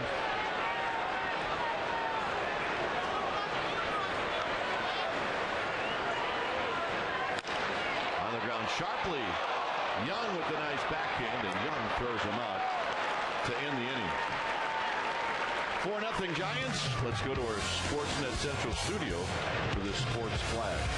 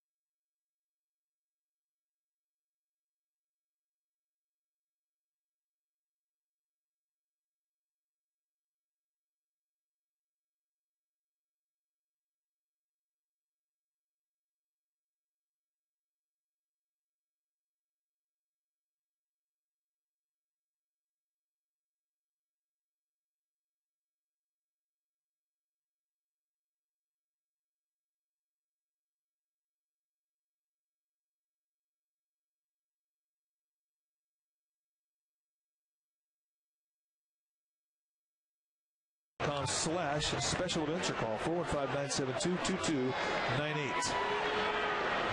4-0 Giants in the top of the 7th. Lincecum with 10 strikeouts. Here's Dexter Fowler, pinch hitting. Fowler hitting .265 on the season. He's a rookie.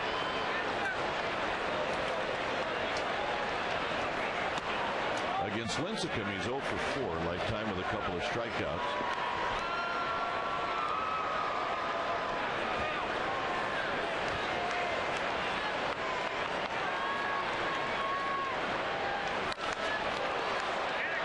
Softly to right. 1 out. Now, Randy Wynn initially turned to go back on that ball, expecting a little more fly ball than he got. Fortunately, for Randy Wynn, there was enough height on it that he could recover. And there you see the steps back, and now he comes back in. He doesn't very often break long on a ball. He does not.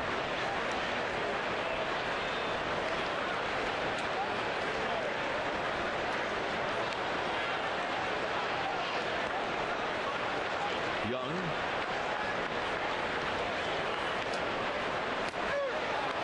Takes a strike. He's singled in the 5th. We're so accustomed to watching Lincecum with that changeup. Sometimes he'll pitch games where we forget about that breaking ball. Lincecum spears it. 2 down. Tonight, however, the arm has felt good, has felt strong, and it really has showed up in that breaking ball.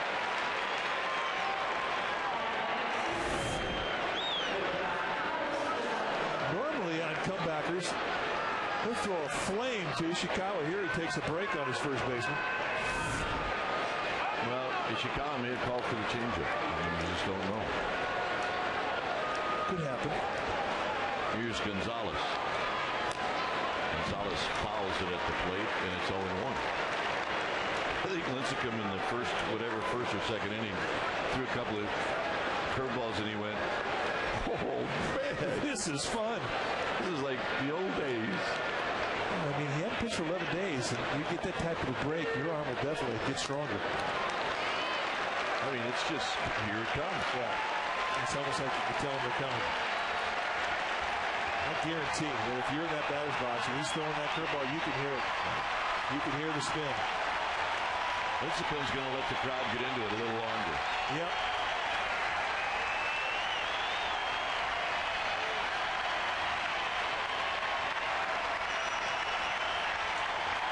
He's milking it.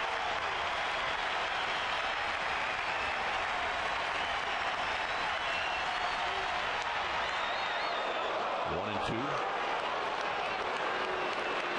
Not happy with that effort, 0-2. And you don't want to ever miss high 0-2 with a breaking ball.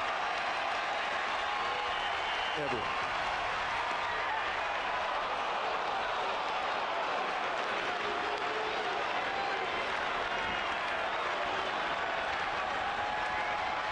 Two balls and 2 strikes.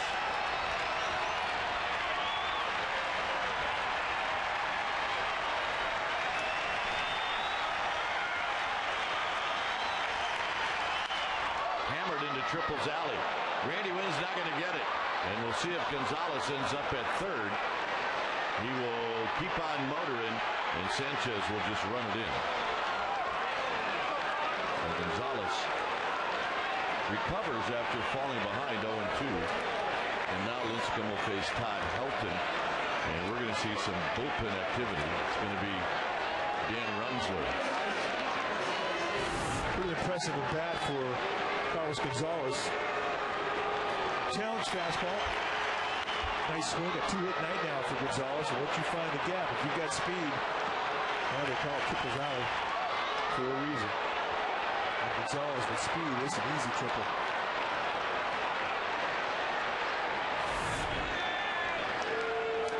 Helton takes high. 1 ball and no strike.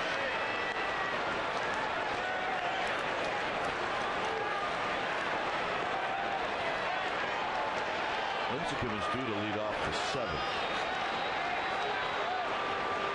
Helton pops it out of play to even the count.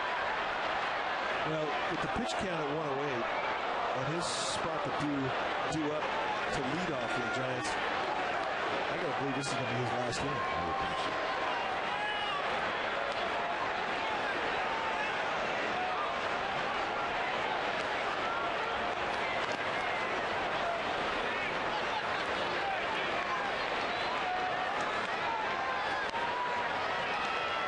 2-1 to Helton.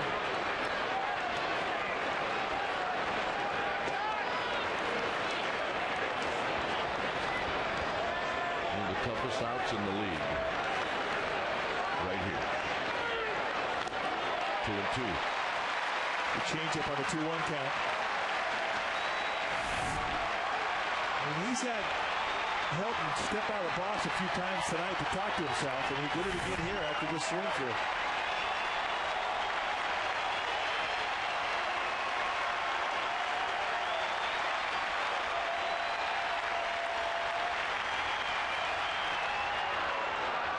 Came back with another changeup. It's now 3-2.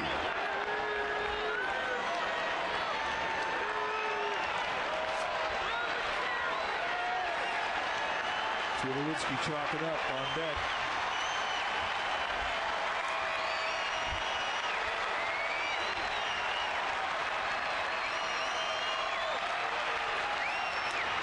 To the backstop, and Gonzalez is going to score. It's 4-1 with Tulowitzki coming up and Dave Righetti coming out. Yeah, he's going to give him a breather, but Dan Runsler, the lefty, is down there, and he's thinking about one guy, and that's Seth Smith. And this will be Lincecum's last batter facing Tulowitzki. Here, just tried to overthrow a fastball, went completely away from the intended target. And this is where you camp out on the corner as a catcher, anticipating that pitcher to hit you between the knees like he's done all night long. And you don't have great range. You just can't assume that he's going to hit you with a man at third base.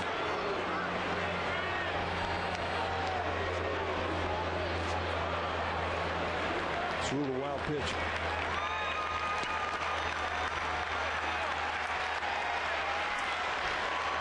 Tulowitzki has bounced out 3 times.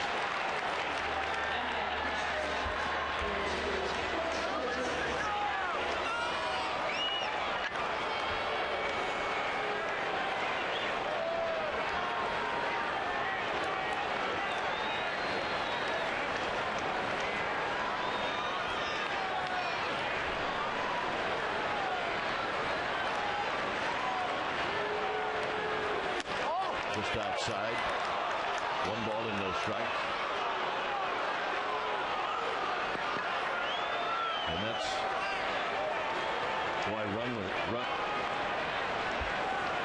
left-hander Runsler, that's why he's up in the bullpen. Foul back. 1 ball and 1 strike. Lincecum's digging deep right now. Last 1-0 pitch, good location.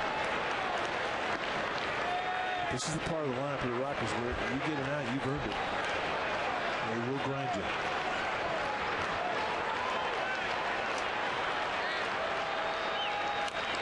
Foul, 1-2. Off the foot of Tulowitzki.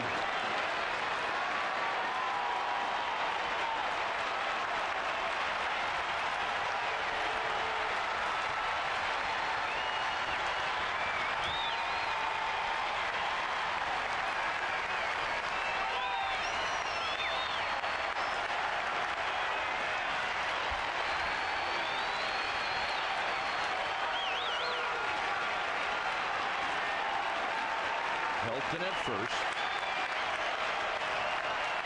Pitch 116 coming up. And he knows what he wants to throw. He shook twice to get it. Got him. Change up. And that ends the inning. 11 strikeouts for Lincecum.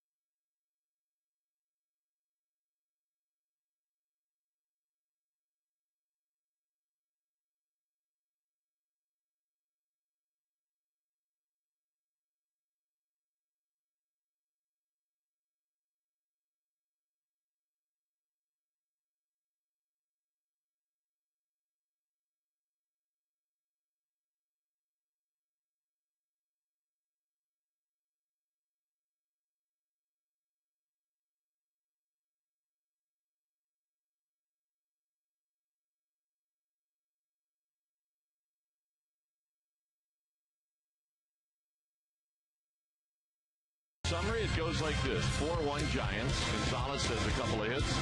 Hamill, 6 innings, 4 runs, 5 strikeouts. Benji Molina is 2 for 3. He's got a solo home run, and he's scored twice. Lincecum struck out 11, and he is now out of the ball game. That's our McDonald's game summary.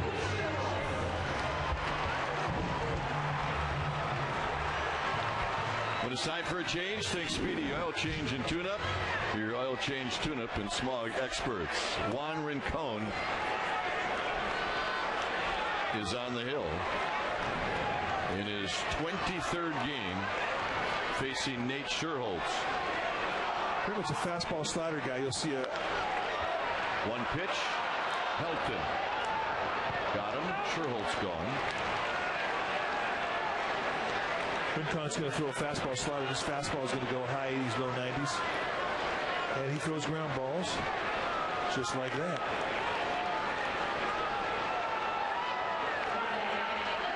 Here's Eugenio Velez. I didn't even get a chance to tell you that, even though you knew it, that Nate Sherholtz has 13 pinch hits this year. He's been fantastic in that regard. Here's Velez. Velez, his one important at bat in this game was a sacrifice fly in the second. Affelt now is in the Giants bullpen. Down low, 1 ball and no strikes.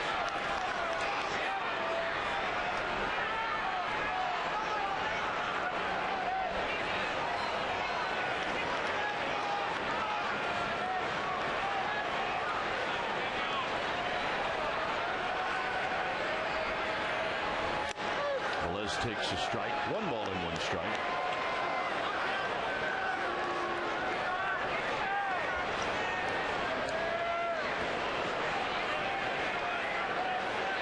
Look at that right here. Jack's going to try and get that run back. This is the guy that's got to make it happen. Good changeup. Cone throwing a changeup. We haven't seen a whole lot of that pitch from him.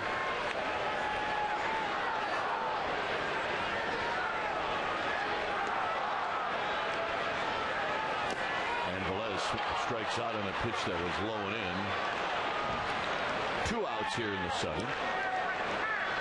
Second strikeout for Velez. His average is above 300 for a long time.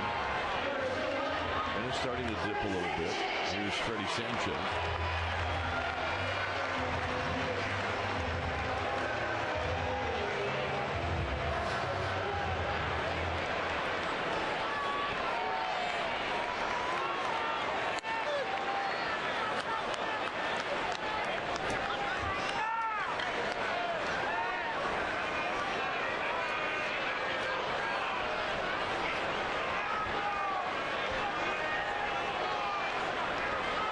Outside to Sanchez. 1 ball and 1 strike. When you get into the Rockies bullpen right now, they're a little chewed on. Houston Street, their closer, is not available in the series. He's still nursing a little tenderness in his wing.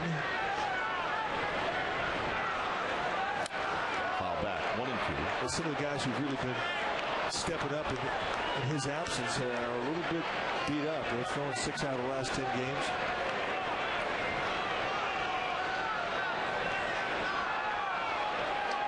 Morales, who's the closer now, he's the guy who's getting a lot of work.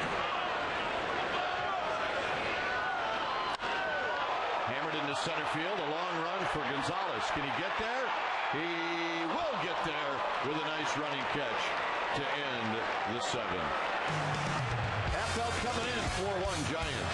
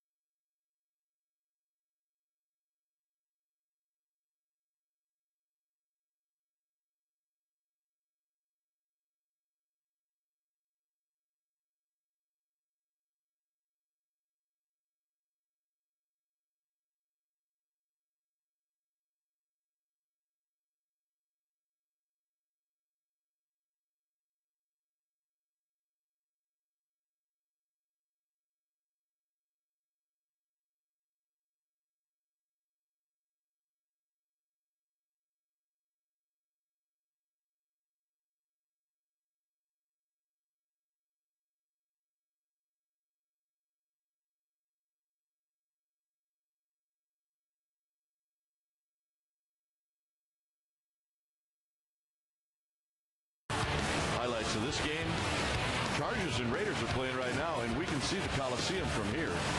And the A's and Rangers recap. Not a good night for the Rangers.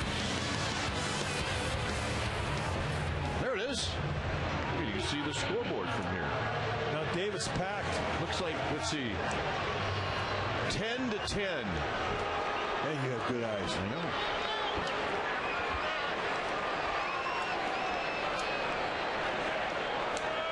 There it is. 10:30 tonight. It's Affeldt facing Seth Smith. And the first pitch is high.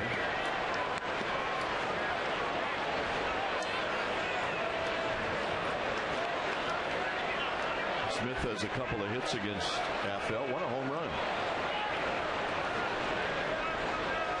There's a strike to even the count. Strong season for Affeldt. It really has been. I mean, he's been a guy that has brought so much glue to that Giants bullpen. 1.87 ERA, 53 innings. Fantastic season. Good pitch. And Affeldt taking a long look at Mike Riley. And Mike Riley getting an earful from the Giants dugout. Looks like the big unit's taking reservation. But it is a good pitch.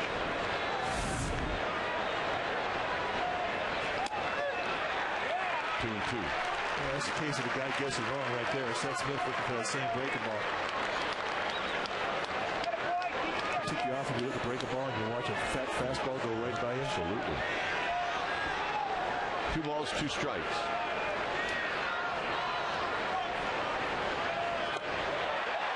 He got him. It's a hat trick for Seth Smith. Lincecum is striking out with curveballs, and so is Affeldt. So you like to just really bust one when you have a chance at a 1-2 or an 0-2 or even a 2-2 like this pitch. A 2-2 curveball, take it out of strike zone, get a guy to chase. And he's still thinking about that fastball he took. Yep, they're listening to Dave and John. Red Hop 0 for 3 tonight.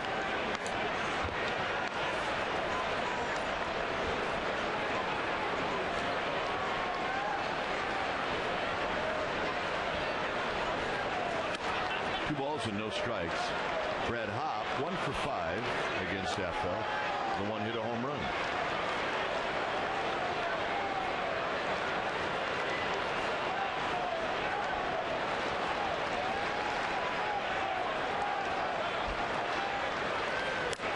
Up and in, 3-0.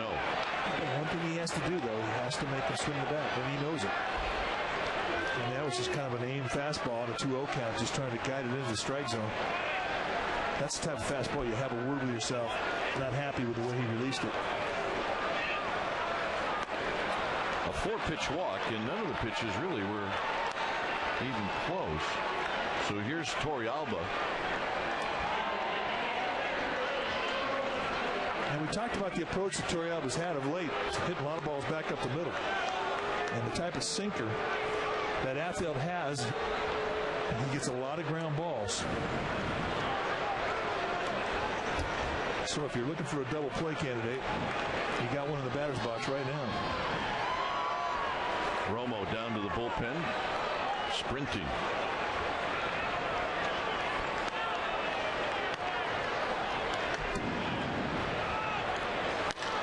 Driven into right center field, but Rowan got a good beat on it. And he's going to catch and throw, and hustling back is Hop. And Rowan, I just think he wanted to throw. Yeah, I agree. Because he didn't have much of a chance, and he thought maybe if I hit Hop, that's a bonus. You just don't want to give up a free 90 feet. And for a while there, I mean, Benjamin is just not back in the playoff for a while. If that ball would have gotten by Ishikawa, they would have got an extra 90. I think it went right through the legs of Brad Hop. Atkins is going to pinch hit.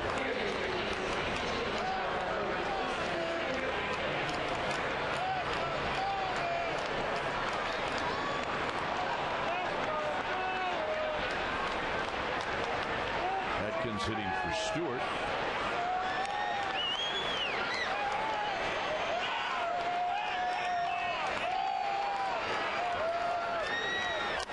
And a half swing and a miss, 0-1. Jason Giambi is on deck.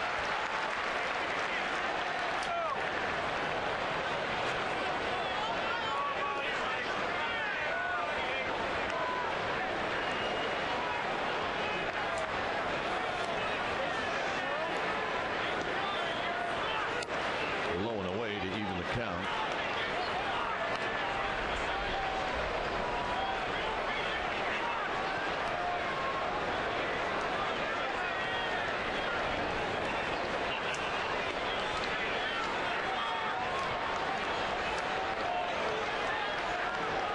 Atkins hitting .226. Bounces it foul. It's now 1-2.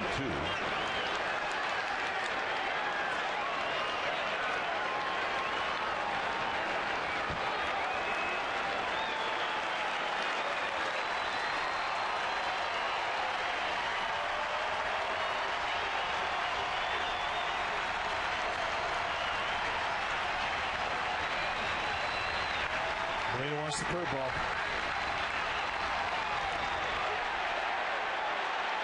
He got him.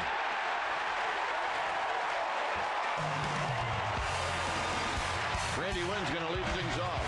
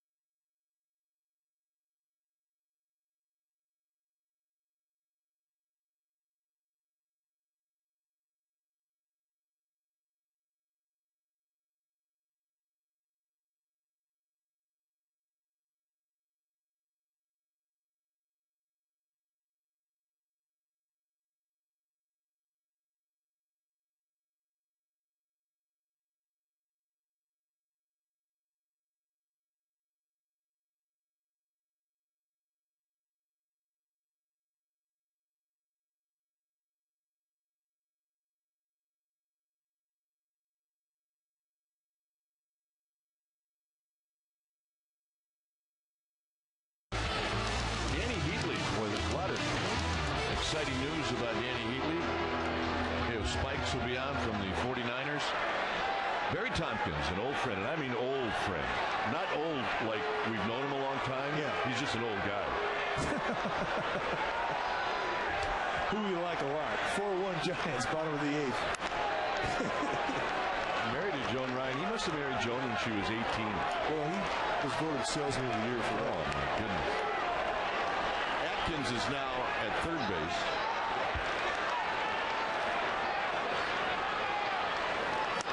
Inside to Randy Wynn. 2 balls and no strikes. Greg Papa, who normally hosts that show, is at the Coliseum. He's calling the Raider game. Like everybody didn't know that, right? 2-0 pitch to Wynn is fouled out of play. Well, he appreciates the love.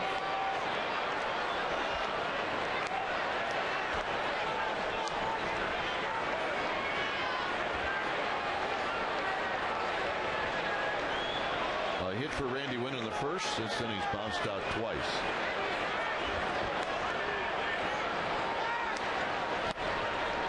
To make it 3-1.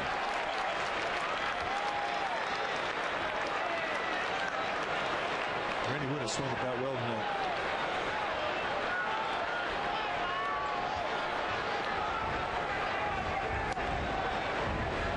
Right now trying to get on for Pablo Sandoval.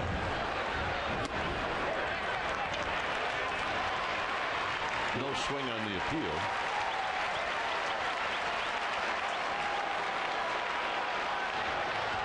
And the Panda's coming up.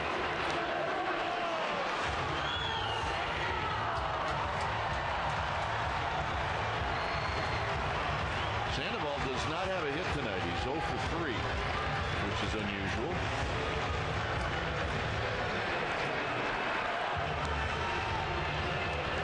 Brian Wilson is getting loose in the Giants bullpen.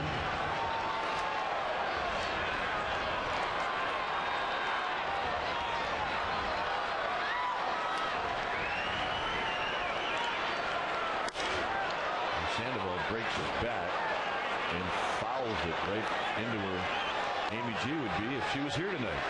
See? She'd made that play. There's a Panda lover. You can just tell, can't you?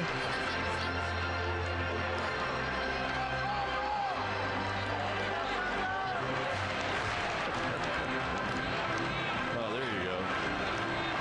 Kind of hard to watch the action that way. It's all right, though. It's all about attitude. Attitude.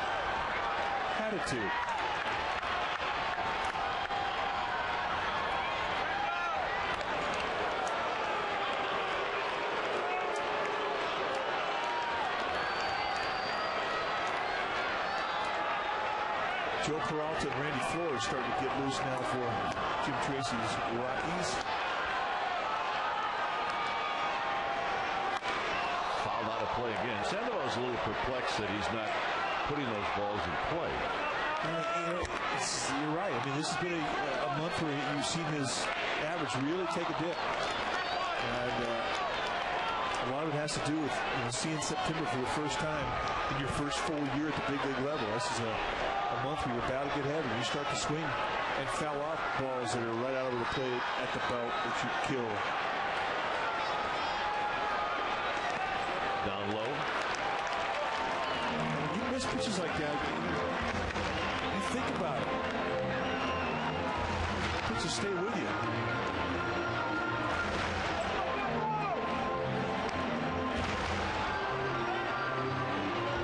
Do you remember the first time you had to play in September, your first full year? I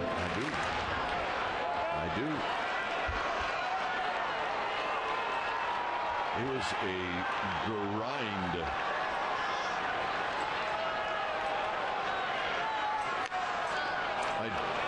My first full year in 1976. Frank was not happy with my approach against lefties. So I was platooned for a couple of months, which really gave me a pretty good September as far as being fresh. It was the next year that I lost 10 pounds, looked like I was sick, dark circles under your eyes.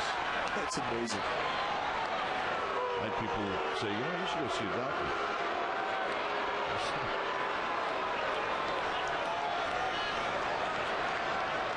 The first time you have to do it, I mean, it's a culture shock.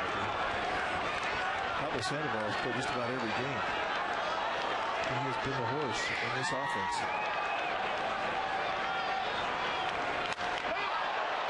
Look out. That was loud.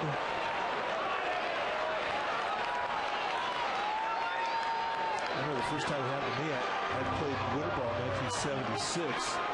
Made the team out of spring training in 1977. And everything went great till about August 20th.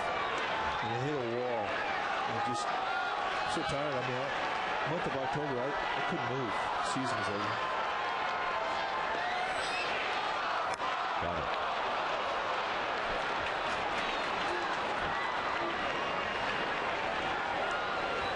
Well, join us tomorrow.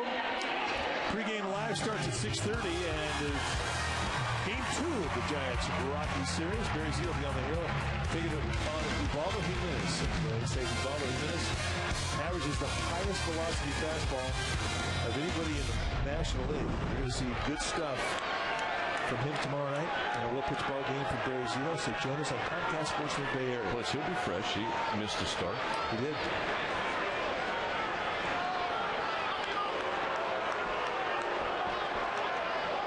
Benji Molina hit the ball hard 3 times. Got a solo home run.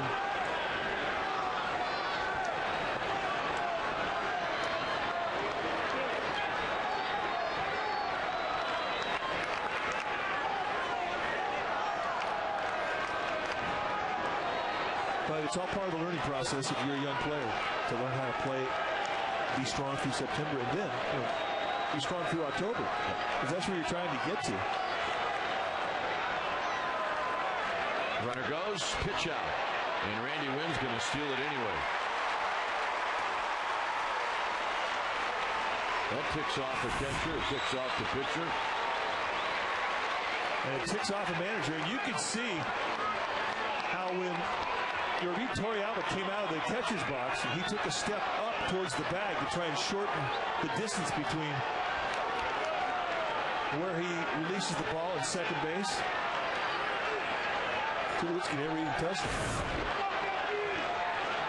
And you're right, that does tick everybody off. Molina is going to be walked intentionally.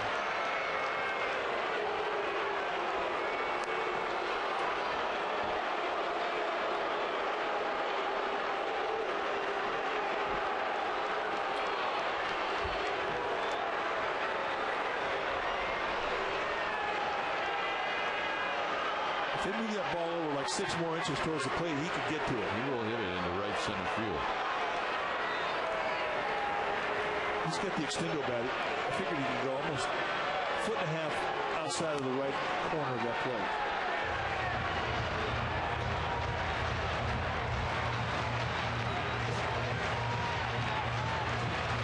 So here's Juan Uribe. Bob Apodaca is going to have a word.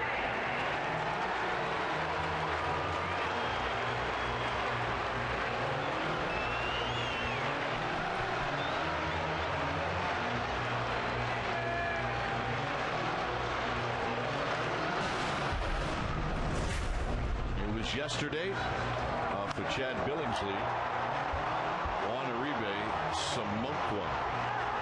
That was the second inning.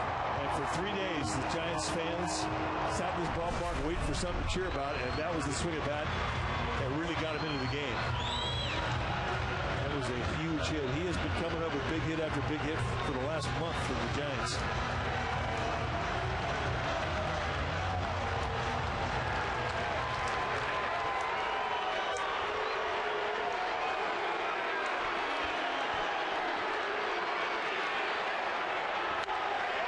Shot into right field, a base hit. Randy Wynn is going to be waved in. Here's the throw home, not in time.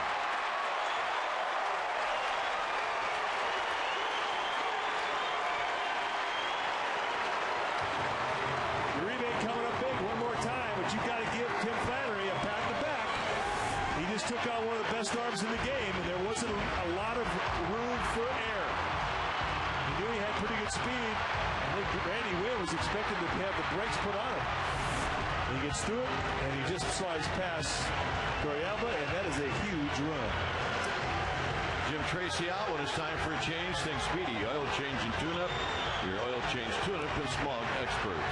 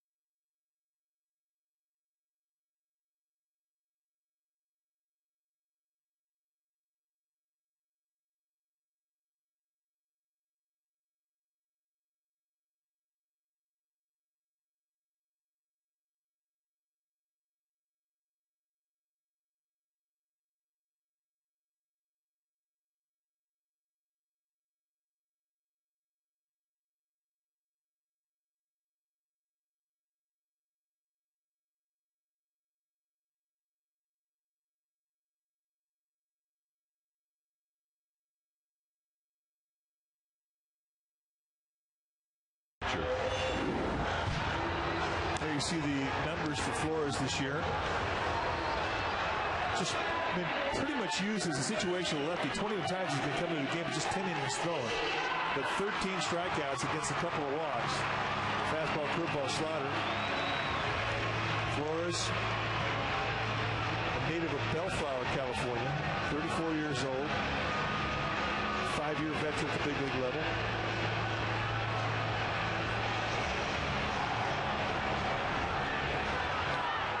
Travis Ishikawa, an infield hit in the second. He's 1 for 3.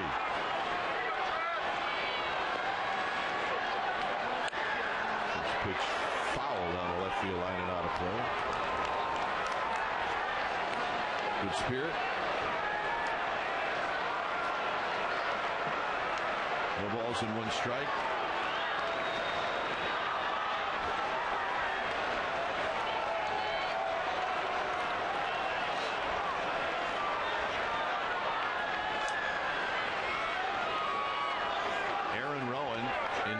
Circle.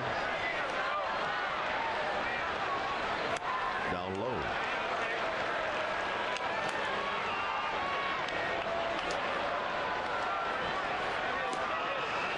I think Randy Johnson needed a receptionist to have all the people wanting to get into his office. Different guy every inning. Mr. Penny, your inning is the 8th. Expect to see a little early.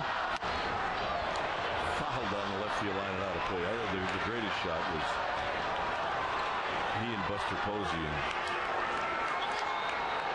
if you're Buster Posey, you might want to get in the middle of those two. I see Waldis Joaquin has also snuggled up to him. Bob Howard now is starting to get up along with Brian Wilson.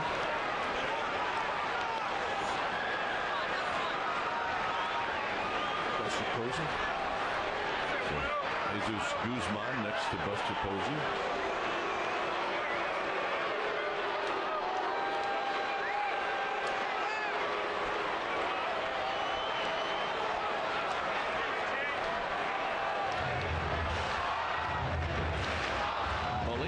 Second, Uribe's at first.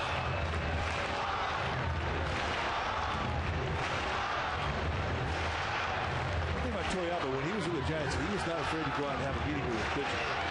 He was not.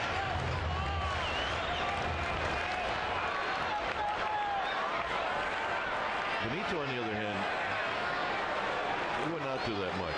Here's the 1-2 to Ishikawa, and it's low 2-2. Nico Santiago. I miss that guy. Good giant. Yeah, made me laugh.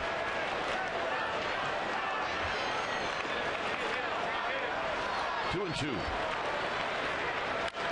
Flips one into left field, a base hit. This will load the bases for Aaron Rowan. Well, if you're Travis Ishikawa, you got to feel pretty good about that swing of that. I mean, that's a Todd Helton hit right there. That is a Todd Helton hit. Was not an ounce of cheek in that swing. None.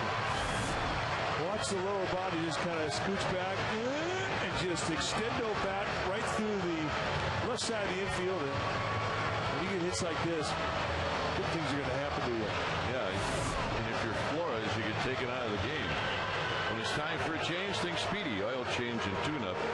Your oil change, tune-up, and smog experts.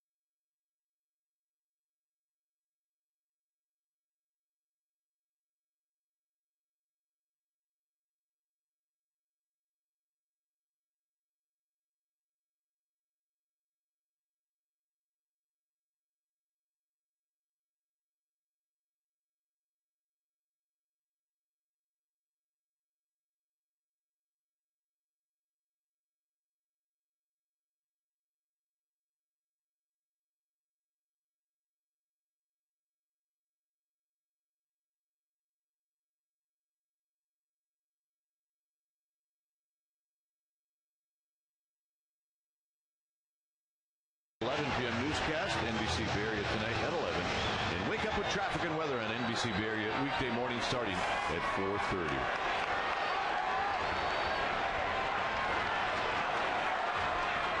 So here's Rowan.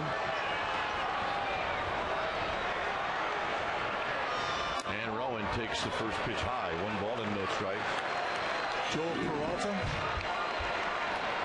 Those are the numbers for Peralta. 26 times he's taken the ball. He's been spanked around a little bit.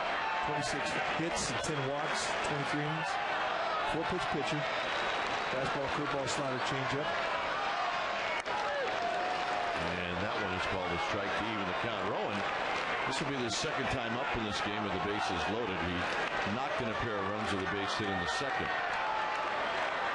It's Molina, Uribe, and Ishikawa here in the 8th with a run in.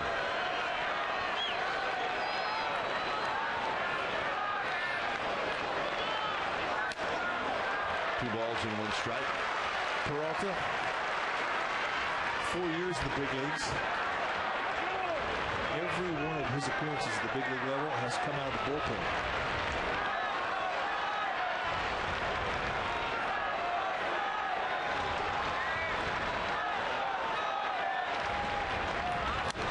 Foul back. Rowan was right on it. It's 2 balls, 2 strikes.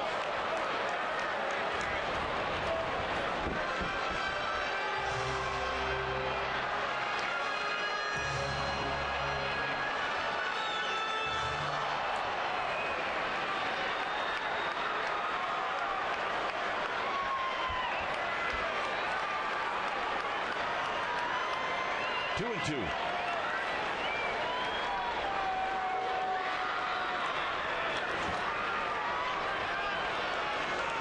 Rowan, very deliberate, getting in the batter's box.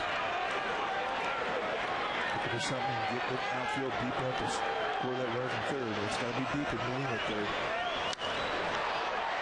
Into right center field. Molina is going to tag, and he's going to bluff.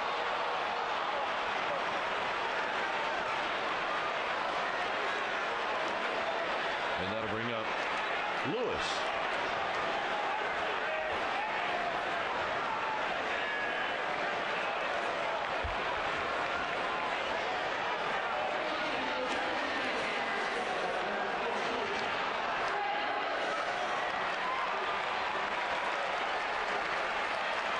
He has torched the Rockies this year.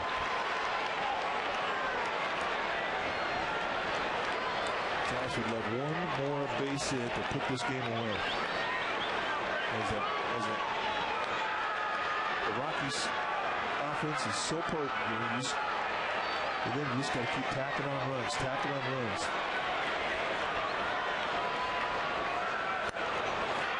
1-0 to Fred Lewis.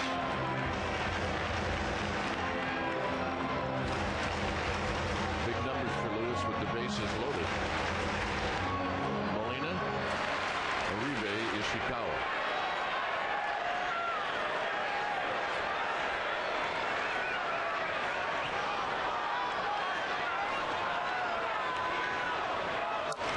And that pitch is high, 2-0.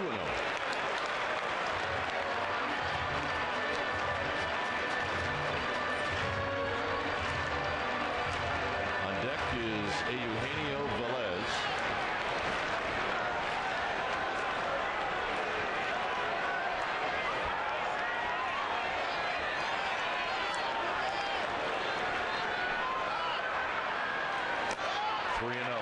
And that time Peralta almost stumbled off the mound.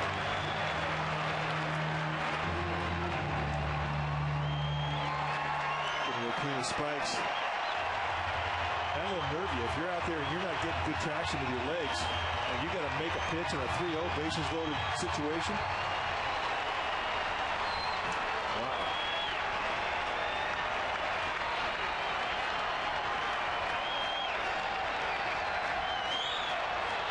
Not close. We're talking easy takes there. An RBI for Lewis. And every run you score against the Rockies is a big run. And that's totally out of respect for what they can do with the bats. So here's Velez.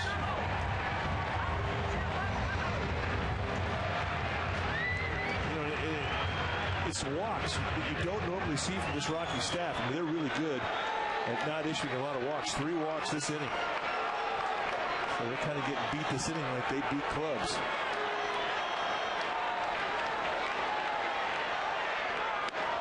Inside, Velez is 0 for 3 with a sacrifice fly.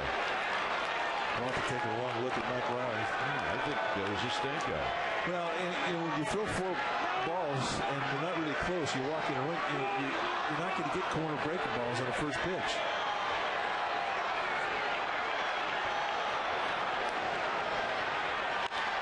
Hammered deep into right center field. This one is up against the wall. Triples alley. It will clear the bases. Velez at third.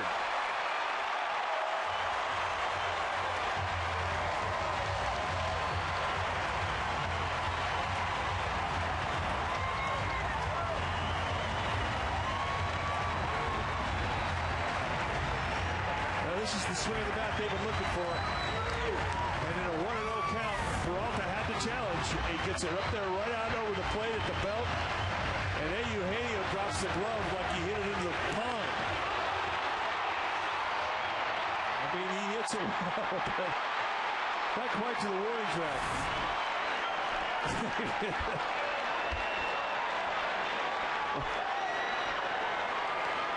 That was a strike to Sanchez. It does a little sensitive in here when you're dropping the bat on a triple. Watch the drop. I got it. Well, maybe I didn't. Maybe that's what he does on triples. Well, you should know. He's hit a bunch of them.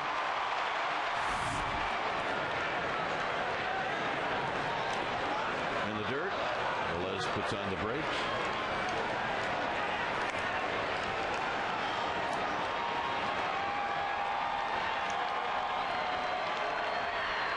Stay high, young man. This team needs your energy.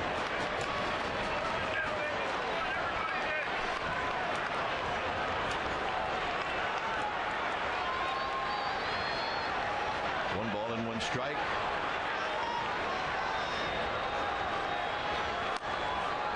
Two balls and 1 strike.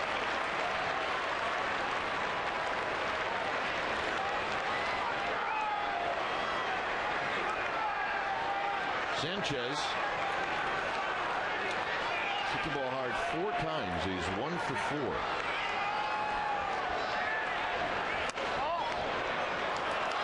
He had one of the best at-bats of the night, though, back in the 5th inning. He did.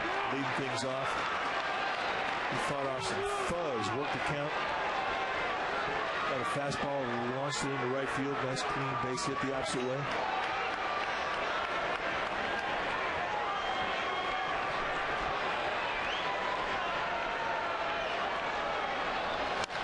Look out.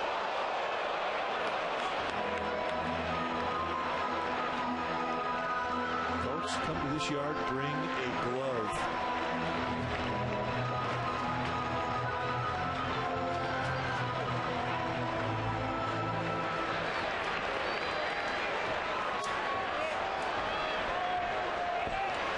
Three and 2 to Freddie Sanchez.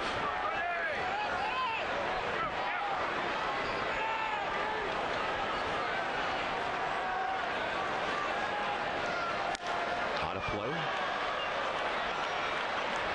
didn't think we had someone that could match the extendo of Benji Molina. Sanchez is close. He's close.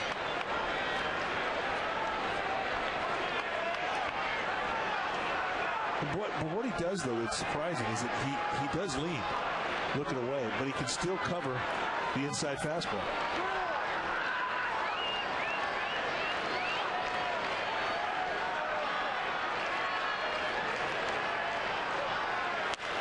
Foul.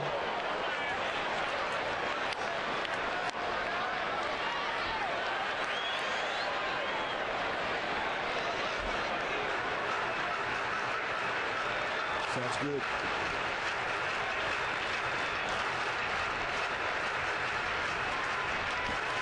We have having a discussion tonight. We're talking about how bats are a tuning fork. I mean, you can grab the barrel, tap your knob on the floor. Pull up your ear and you hear a hum. We got some letters about that. People tried it for the first time, said, yeah, this is great. And my response back to it is, it's even better when you have wood bats. It's true. It's a better hum. Curveball hit into right center field. Pop, can he get there? He will to end the inning. Giants score 5. We'll go to the 9th.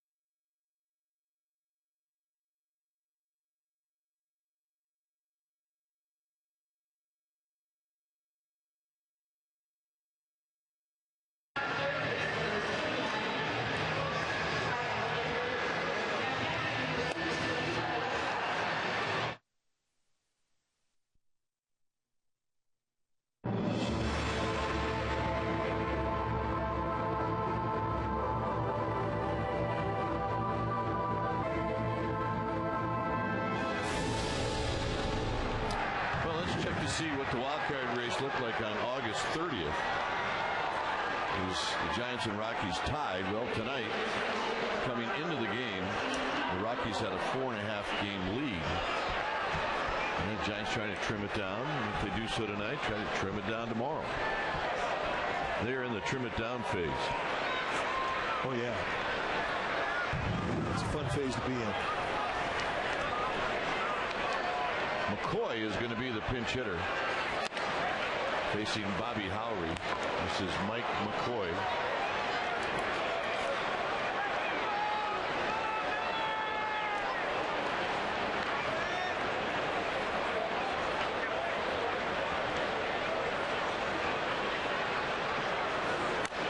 There's a strike to Mike McCoy. He comes into this at bat 0 for 1. He has, however, scored a run. And the numbers for Howry. Big bouncer to Rollinger. Wow.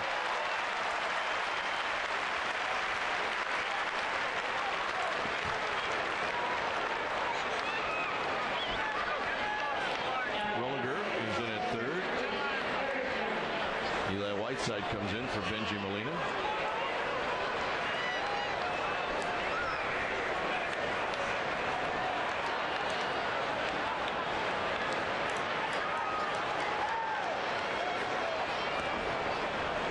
Here's Young. Young 1 for 3. Takes a strike.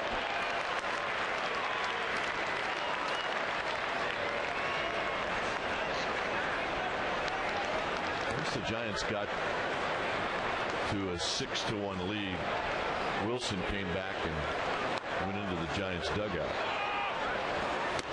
1 ball and 1 strike to Young with Gonzalez to follow.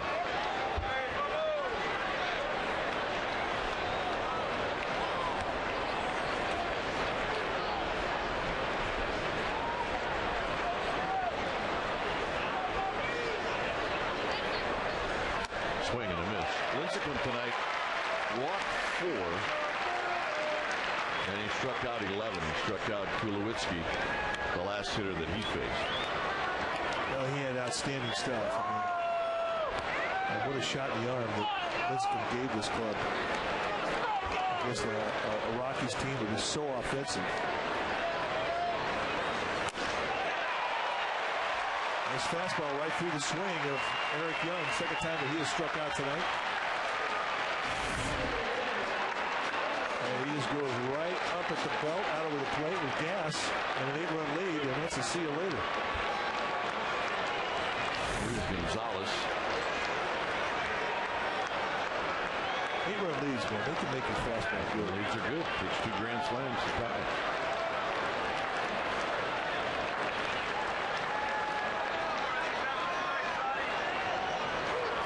Gonzalez takes one wide. Well, this is exactly what the Giants had hoped to be able to do. Carry that momentum from yesterday's 15-hit, 7-run performance into tonight's ball game. And it didn't seem like a 9-1 game because they scored 5 at the bottom of the 8th. But you're looking for ways to pump up your offense and get a good feel about yourself at the bats. And these last 2 ball games have been fantastic for Connie Lansford's troops. That was the big scene of that right there. A bases loaded triple from Velez in the 8th.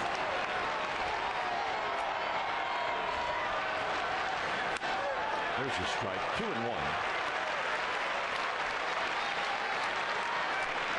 Remember, tomorrow night, Zito against Jimenez. Tickets are available, so come on out. sfgiants.com. Swing and a miss, 2-2.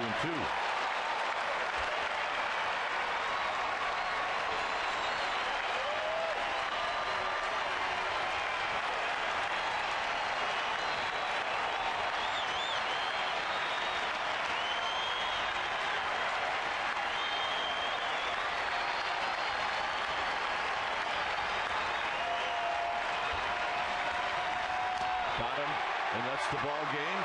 And the Giants win game 1 of this 3-game series. Maybe not a must-win, but a win that they needed to have. And they do it tonight by a final of 9-1. And Lincecum will pick up his 14th